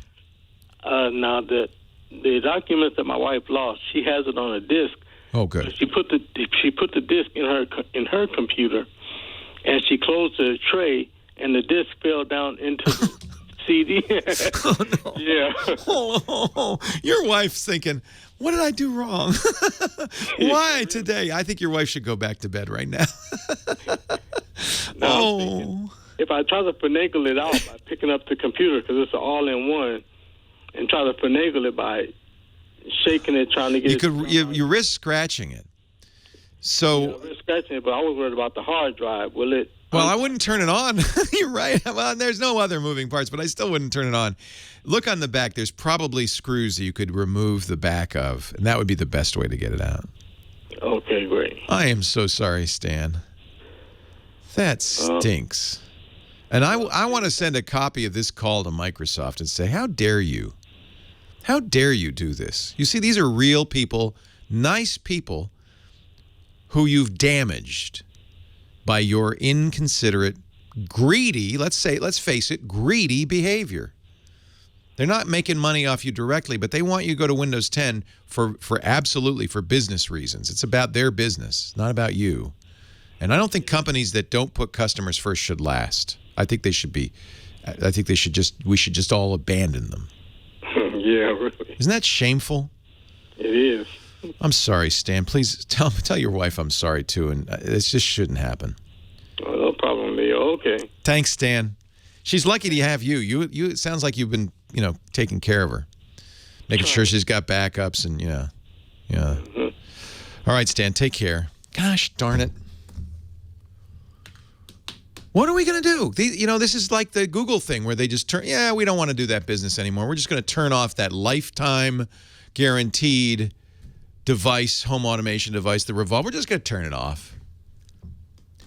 Companies act like, in fact, it often says in the legal terms that we agree to, you don't own your computer. You don't own the software. You're just borrowing it. It's ours, really. And we'll do anything we want that's good for us, not for you. Companies that don't put customers first do not deserve to be in business. We got to walk away from companies like that. Shocking. Just makes me so sad when I hear that. All right, let's take a break. Leo Laporte, the tech guy, 8888 Ask Leo.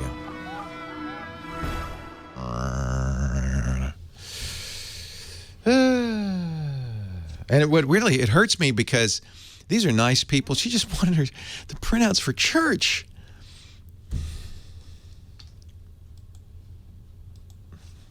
You wake up on a Sunday morning and, welcome to Windows 10. Well, hey, how are you today? Leo Laporte here, the tech guy. Time to talk about computers, the internet, home theater, digital photography, smartphones, smart watches. 8888 Ask Leo, that's the number. I've been doing this for a long time. 25 years. I've been talking about technology on the radio, answering questions. And I have to say, in all my 25 years doing this show, I've never seen anything so arrogant, so unfriendly to customers as what Microsoft is doing to Windows users, forcing the upgrade to Windows 10. It's shocking. And then their fix is, you can fix this, just hack the registry. That is not a user-friendly solution. Just shameful. And what Google's doing with the Revolve Hub, we got tired of that business. 2 years later, you spent $300, big deal. I don't care. I'm going to turn off the server. Bye-bye. Oh, we said a lifetime? We meant the lifetime of the service. We didn't mean your lifetime or the lifetime of the hardware, just as long as we felt like doing it. There is a real arrogance in the tech community, in the hardware and software community. There's a super arrogance, and it's too bad. It's a shame. It's shameful. And I am not here to represent. I think sometimes people think, you're a shill for technology. You're here to represent, the technology and to get people to buy stuff. No, I'm not. I'm here to represent us, people who like and use technology and want to use it better, smarter, that's what I do, and the arrogance of some of these companies is really saddening. There's always been a certain amount of arrogance. Engineers often think that, my way's the best way. And users, if they don't get it, that's their fault, not my fault. And I've always said it's not your fault. It's my motto. I've been saying it for 20 years. It's not your fault. If something's hard to use, if it's unreliable, it's not your... As users, we often blame ourselves. That's not right. It's their fault. If you can't figure it out, it's not our fault. It's not your fault. It's their fault. Don't blame yourself. And I hope the tech industry listens a little bit. Amazon became a great success by saying the customer comes first. You would think that would just be like, of course, that's how you do business, right? Shouldn't the customer come first? But no, they really stood out because they said the customer comes first.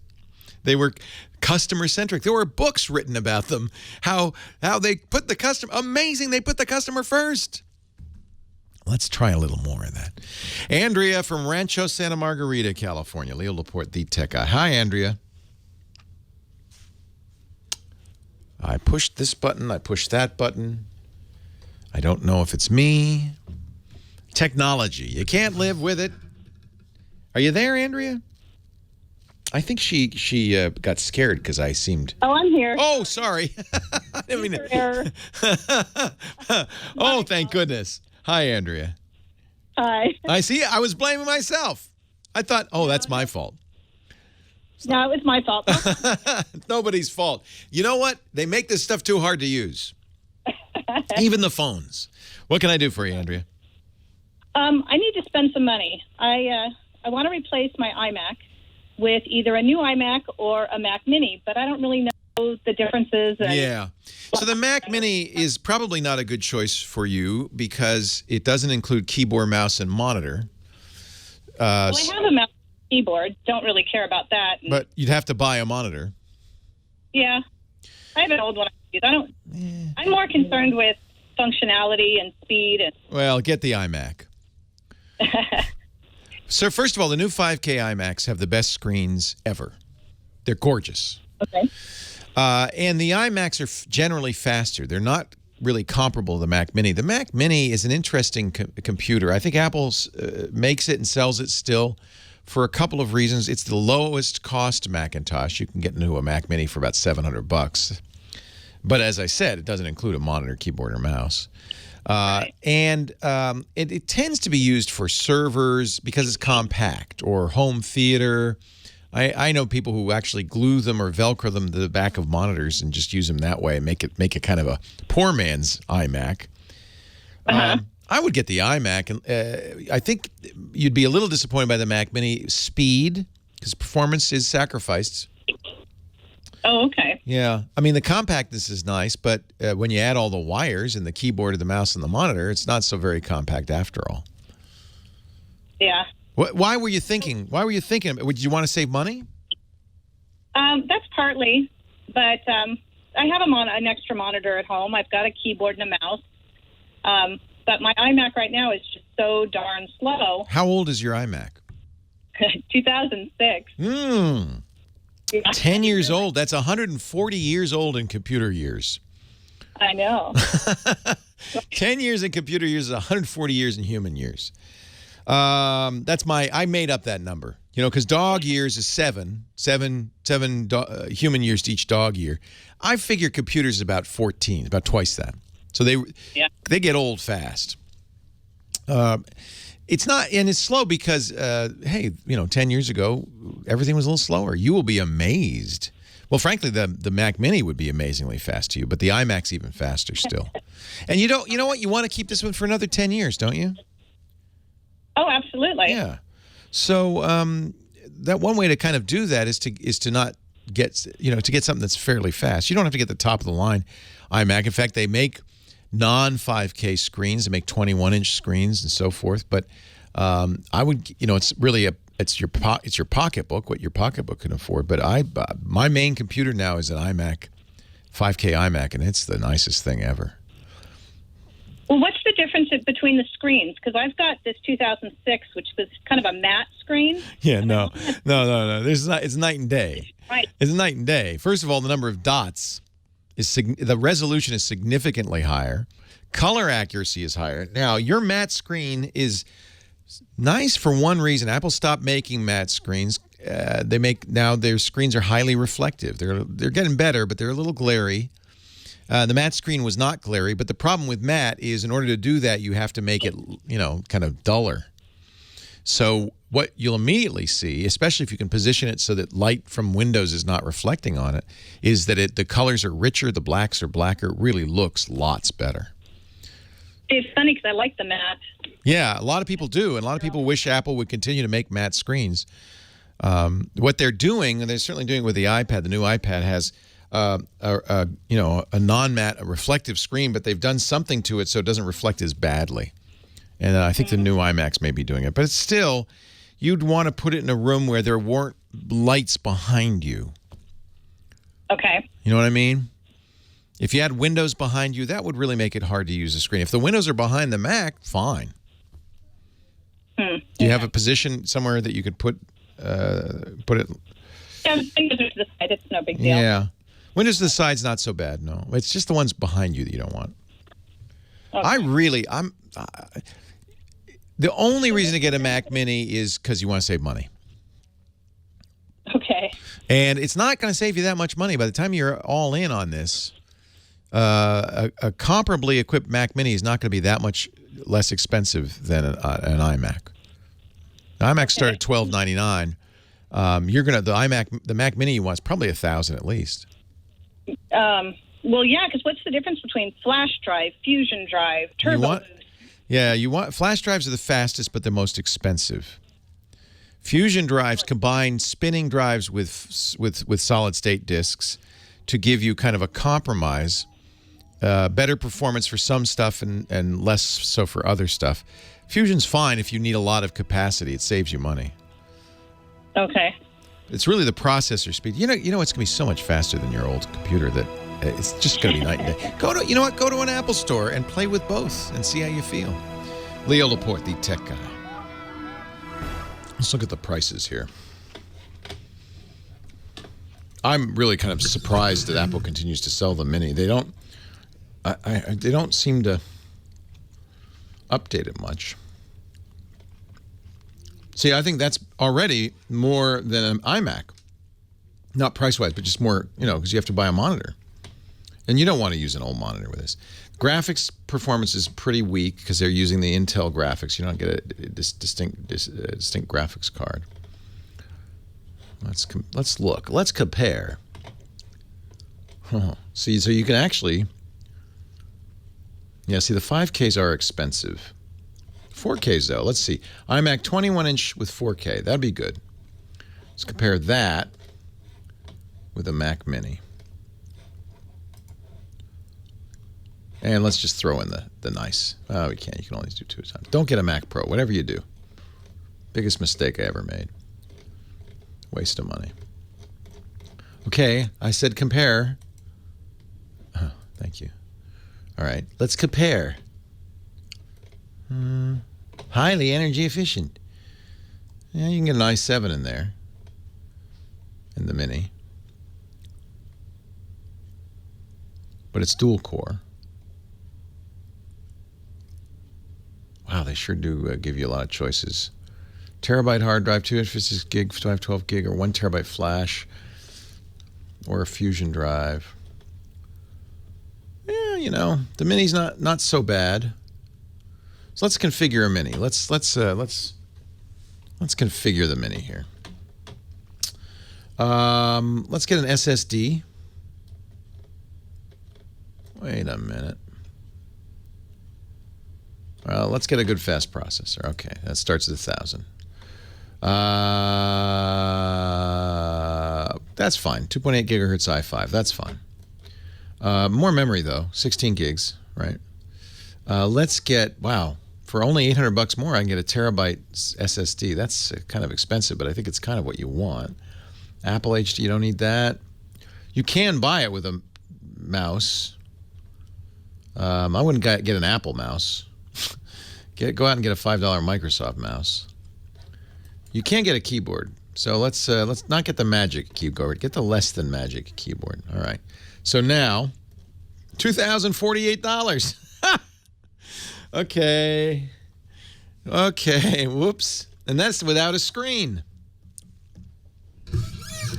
Whoops.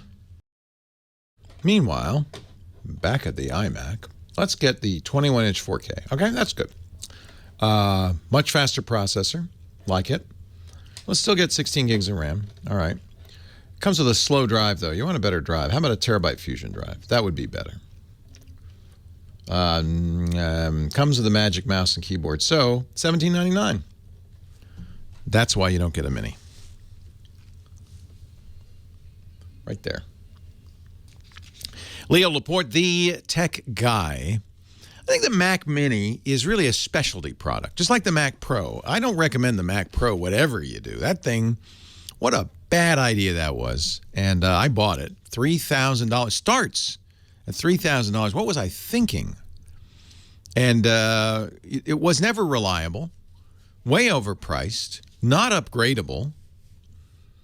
Right now it's running as a Minecraft server in my house. It was the most expensive Minecraft server ever. What a waste of money. On the other hand, I love my 5K iMac. It was faster and about half the price. The Mini is a specialty product, kind of like the Mac Pro for users that want, have an idea with some compact thing. Makes a good server, for instance, because it doesn't take up much space. I'd get an iMac. In fact, I just priced kind of a nicely configured Mac Mini. I made the mistake of putting in a SSD drive, and that put it up over $2,000 without a screen. A nicely configured terabyte Fusion drive, iMac, 4K iMac, about $1,800. And I think a better product. That includes a screen. So just get an iMac. Unless you know you need this special compact thing, the Mini. And yes, stay well away from the Mac Pro. I can't imagine Apple selling any of those. I really can't. Even pros are not buying them. Moira in Irvine, Leo Laporte, the tech guy. Hi, Moira. Hi, Leo. I actually have a Mac Mini, and I have a question. Oh, okay. Well, tell me how you like it. I like it, though. I actually agree with you. I think I'd like to go and purchase a Mac, so a bigger Mac. Okay, so I'm running. I was running Office, the Mac version 2011, I believe it is, and I decided to go ahead and purchase Office 365. And so I loaded it up, and I have it running on the computer, not using the web-based Office 365. Okay. And so when I go to Contacts, or when I went to Contacts and try to do a search, instead of a single circle that they have, I would get hundreds of these circles.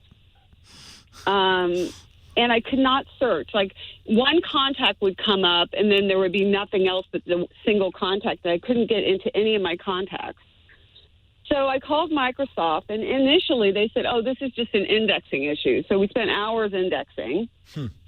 Did not fix the problem. And then they did a lot of research, and they said, we think that this is a bad user.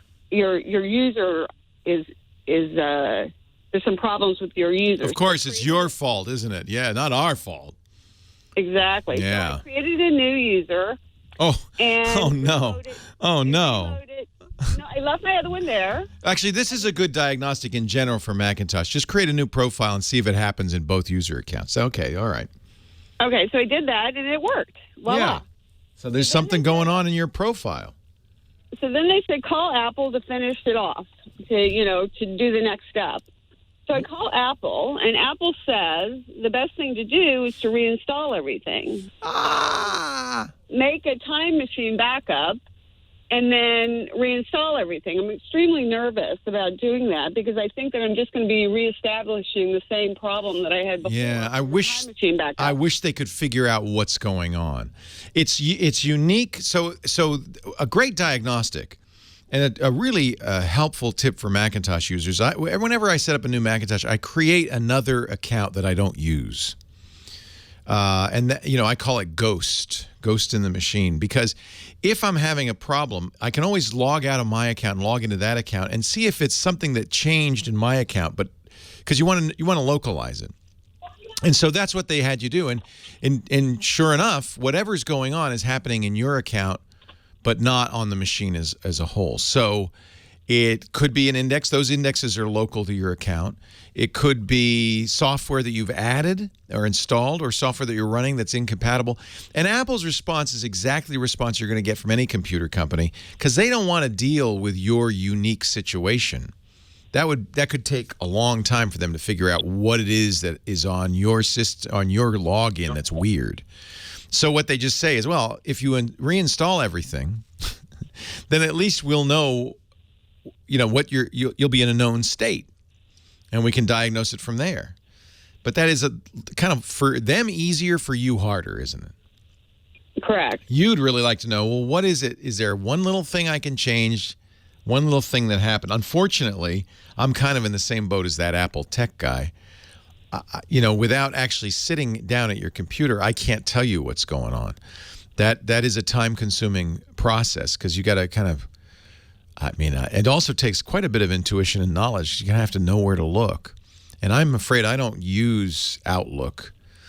I do use Office 365, but I don't use Outlook. I don't like Outlook. So I don't really have any thoughts about where to go. Did you install any plugins or add-ons?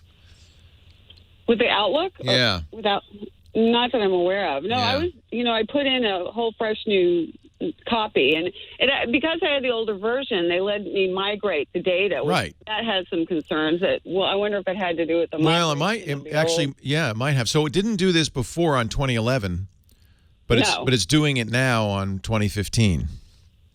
Correct. And my concern is I'm used to getting a new product and then running them side by side, so that I would buy another new Mac, and then I would, do the backup that's over smart. there, and I would know that everything is fine, and at least. And then you could transition. And then I have data in two places. I'm a little concerned wiping a hard drive, and then my Time Machine backup, is failed. Or yeah. In fact, I wouldn't rely on Time Machine for this. I mean, you could use Time Machine to be the easiest, but make a secondary backup of your Outlook data files and any other data files you have. You could just put in a USB drive, or even a thumb drive. These days they're so big, 32 gig or 64 gig thumb drive, and copy that data over in addition to the Time Machine. That way you'll have two copies. But I do think that they're on the right track. There's something, search uses indexing. The search is broken, basically, right? It's turning up too many or too few results. Mostly too many, it sounds like. Yes, too many. Yeah. And so we know that the new Outlook works with OS 10. You've got, I presume, El Capitan, or a recent version of OS 10 on there. So it's probably something's broken with the search. One way to try this, you know what I would do? I wouldn't reinstall the whole operating system. I would uninstall Office, all copies, old and new, and get as much of that out of there as you can. In fact, go into the application support folder in your library and make sure that the Microsoft folder's gone. Just drag it out of there. You don't have to delete it. Just drag it out of there. Back up your Office data, your email, your contacts, your calendar. Make sure that's all backed up. And then uninstall everything, delete everything, and do as clean an install of Office as you can. And then import your data back in. I bet you that will fix it.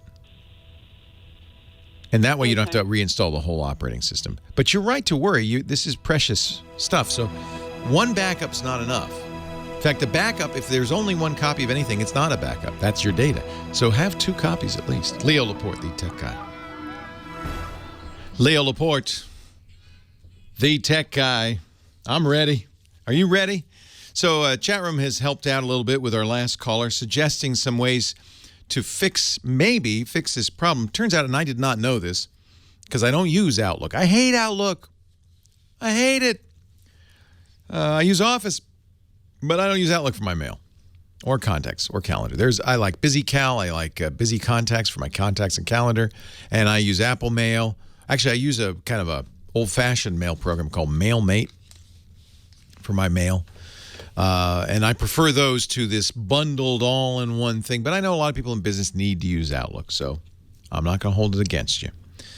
But this is the kind of problem that crops up. Microsoft never has done things the Apple way with their Apple software. They always do it themselves, their own way.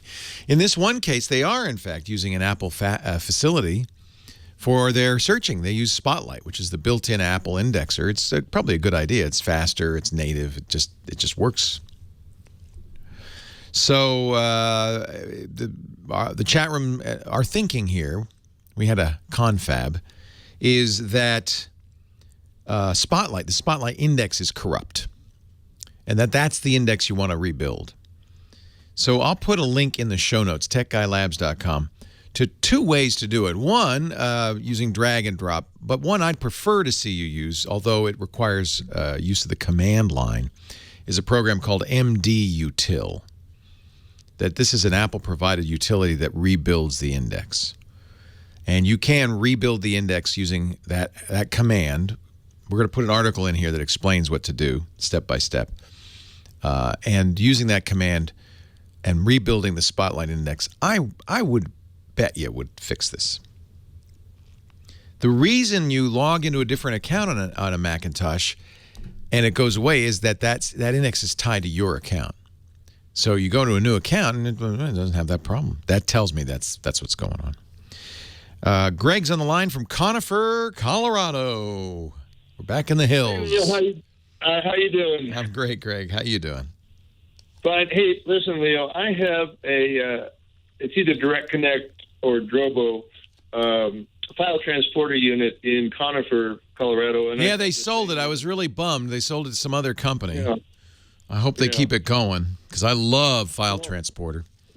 I do too. I've got a Drobo NAS, and as far as I'm concerned, they're both great. The other unit is in Tampa. And, see, that's nice. So you synchronize in Conifer, you synchronize in Tampa, and one nice thing about these transporters, they can synchronize with each other. So now you have a really nice backup system, and you own it all. None of it's in the cloud. It's all on your servers. Well, here's the thing. I'm, at this point, I guess I got to say paranoid about ransomware in particular. And my question is, should I, whether it's in Colorado or Florida, get an infection? We have networks in both places. Yeah. Okay? Several. So most ransomware now will look and go out over the network and look for network-attached drives and encrypt them.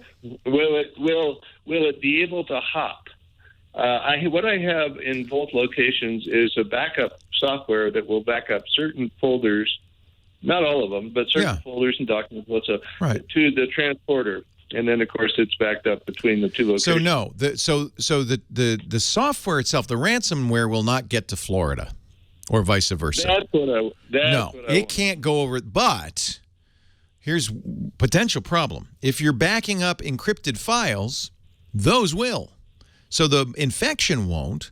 But you want to, if soon as you, the risk is, and this is true for all backup solutions, you need something called versioning to prevent this problem.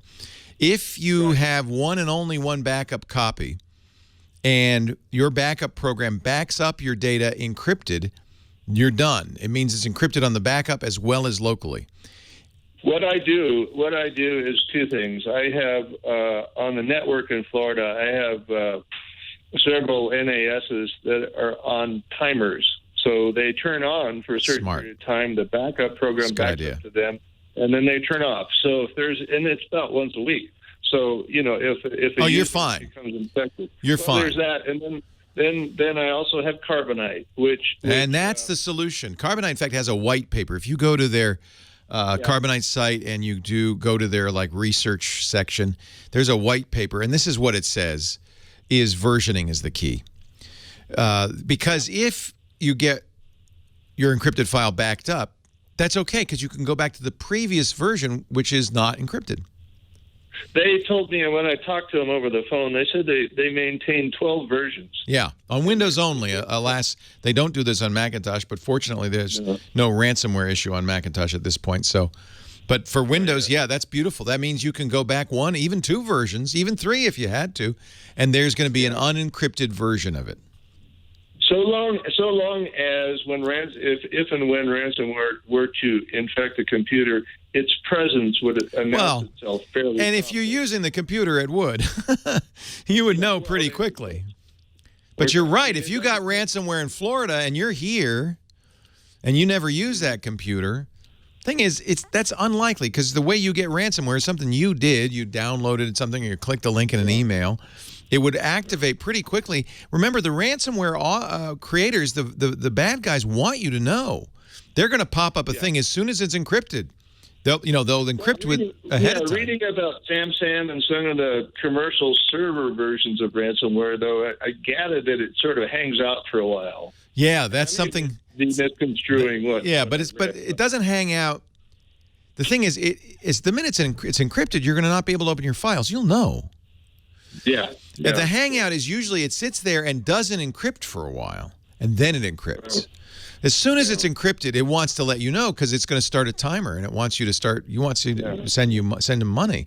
So versioning is the cure for ransomware. Also, not real-time backups would help as long as you caught it before you started the backup. Mm-hmm. So versioning is the best solution to this. Yeah. Well, so I will sleep better. But thanks very much, and have a good rest of the day. You too. Thank you. Yeah, I'm glad you asked. 8888 Ask Leo's the number. Don't forget we got a great website, techguylabs.com. If you go there, you will find answers to the questions, suggestions, and you don't have to shout at the radio anymore. You can put your better idea in the website. No sign up. It's free. techguylabs.com. Leo Laporte, the tech guy. 8888 Ask Leo. That's the phone number. And we go to Brett in New Jersey. Hello, Brett. Hey, Leo. How you doing? I just have a question, two questions.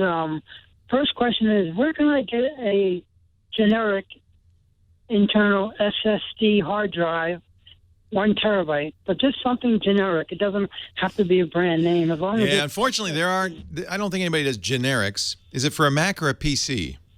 My PC desktop. I would go to Newegg. Okay. They're my favorite vendor, and just look for SSDs. The good news is the prices have dropped. You don't really want a white box generic hard drive. I don't think you can get them. But you kind of want to get a good one. My strong recommendation, is for the Samsung EVO SSDs, the 950, and they're not expensive. There are no budget SSDs, is I guess what I'm saying. But the EVO doesn't make a 3.5 internal, do they? I don't know. Okay, because I don't know. Most SSDs are, those EVOs. The EVOs I've used are like look like little SO DIMMs. They look like memory cards, but that's because they're designed for the M.2 slot. I'm pretty sure they make them in a variety of form factors. It's just putting it in a case. Okay. My next question is a non-tech question. I want to know where you get your salad shakers from. The local market. You see me. So I should explain that even though we're on the radio, I do a video stream of the show because I'm so beautiful that everyone should see me. No, because I don't know why we do a video stream. It doesn't make any sense because I really have a face for radio. But in watching, I think because people want to see things like, what are you eating right now? Anyway, if you want to watch that, it's at our website, twit.tv. We put it on the show, on the webpage after the fact, techguylabs.com. It's on YouTube.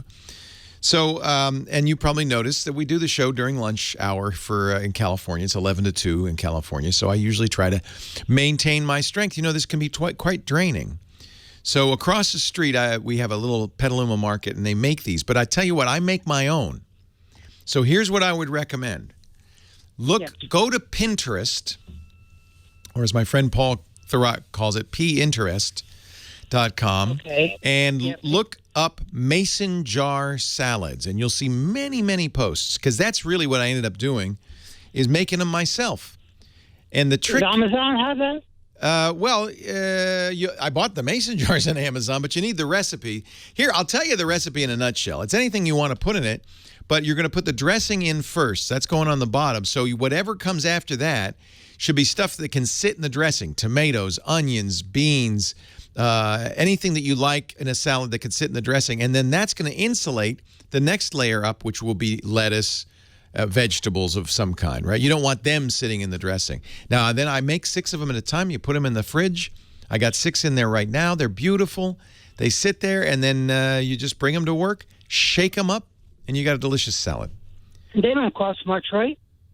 No, because the ones at the market cost a lot. These are $5. That's why I ended up making my own. $4.50 for like an 8-ounce cup of salad. That's crazy talk.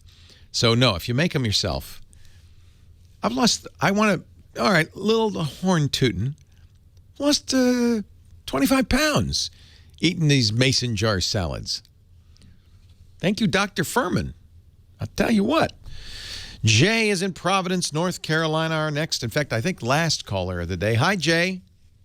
Hey, Leo, you did so well describing what my call was going to be about. I'm trying to... Well, cookies. The name cookies is a kind of a cute name. What they really are, and what this started with the earliest browsers, with Netscape, back in the mid-'90s. Remember when the first browser you used, Netscape, or maybe before that, Mosaic?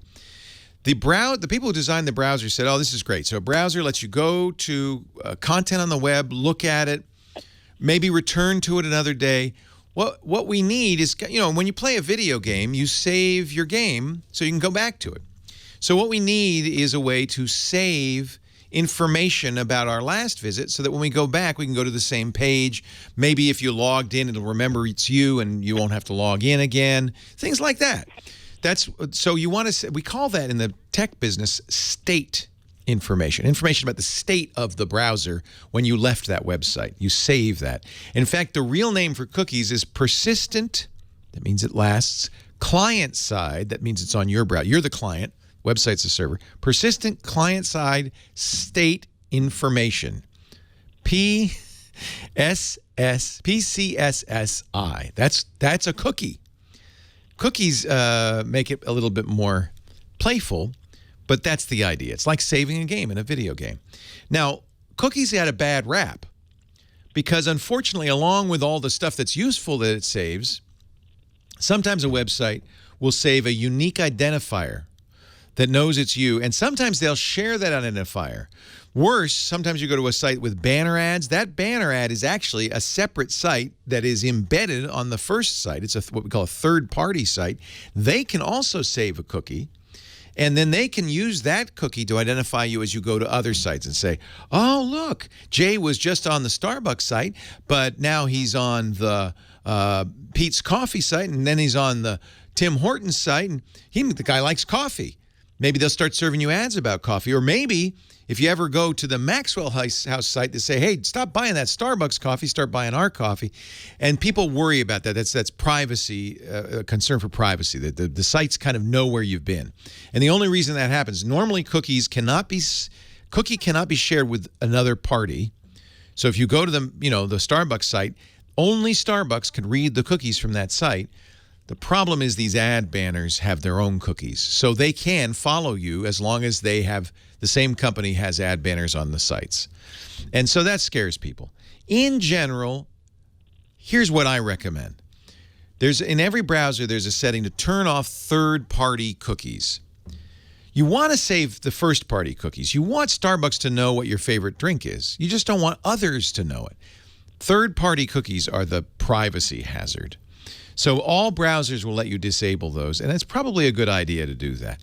I don't think it's a huge privacy leak because, in a way, I prefer to have ads that are relevant to my interests. If I'm a coffee drinker, I don't want to see ads for tea. So, in a way, I think that this is actually I think of it more as customizing your ad experience. But if you don't like it, turn off third-party cookies. What you should not do is use an anti-cookie device or delete your cookies, because a lot of that stuff is stuff you want. If you don't want to have to log into Facebook each and every time you go to Facebook, you need cookies. That's how Facebook does that.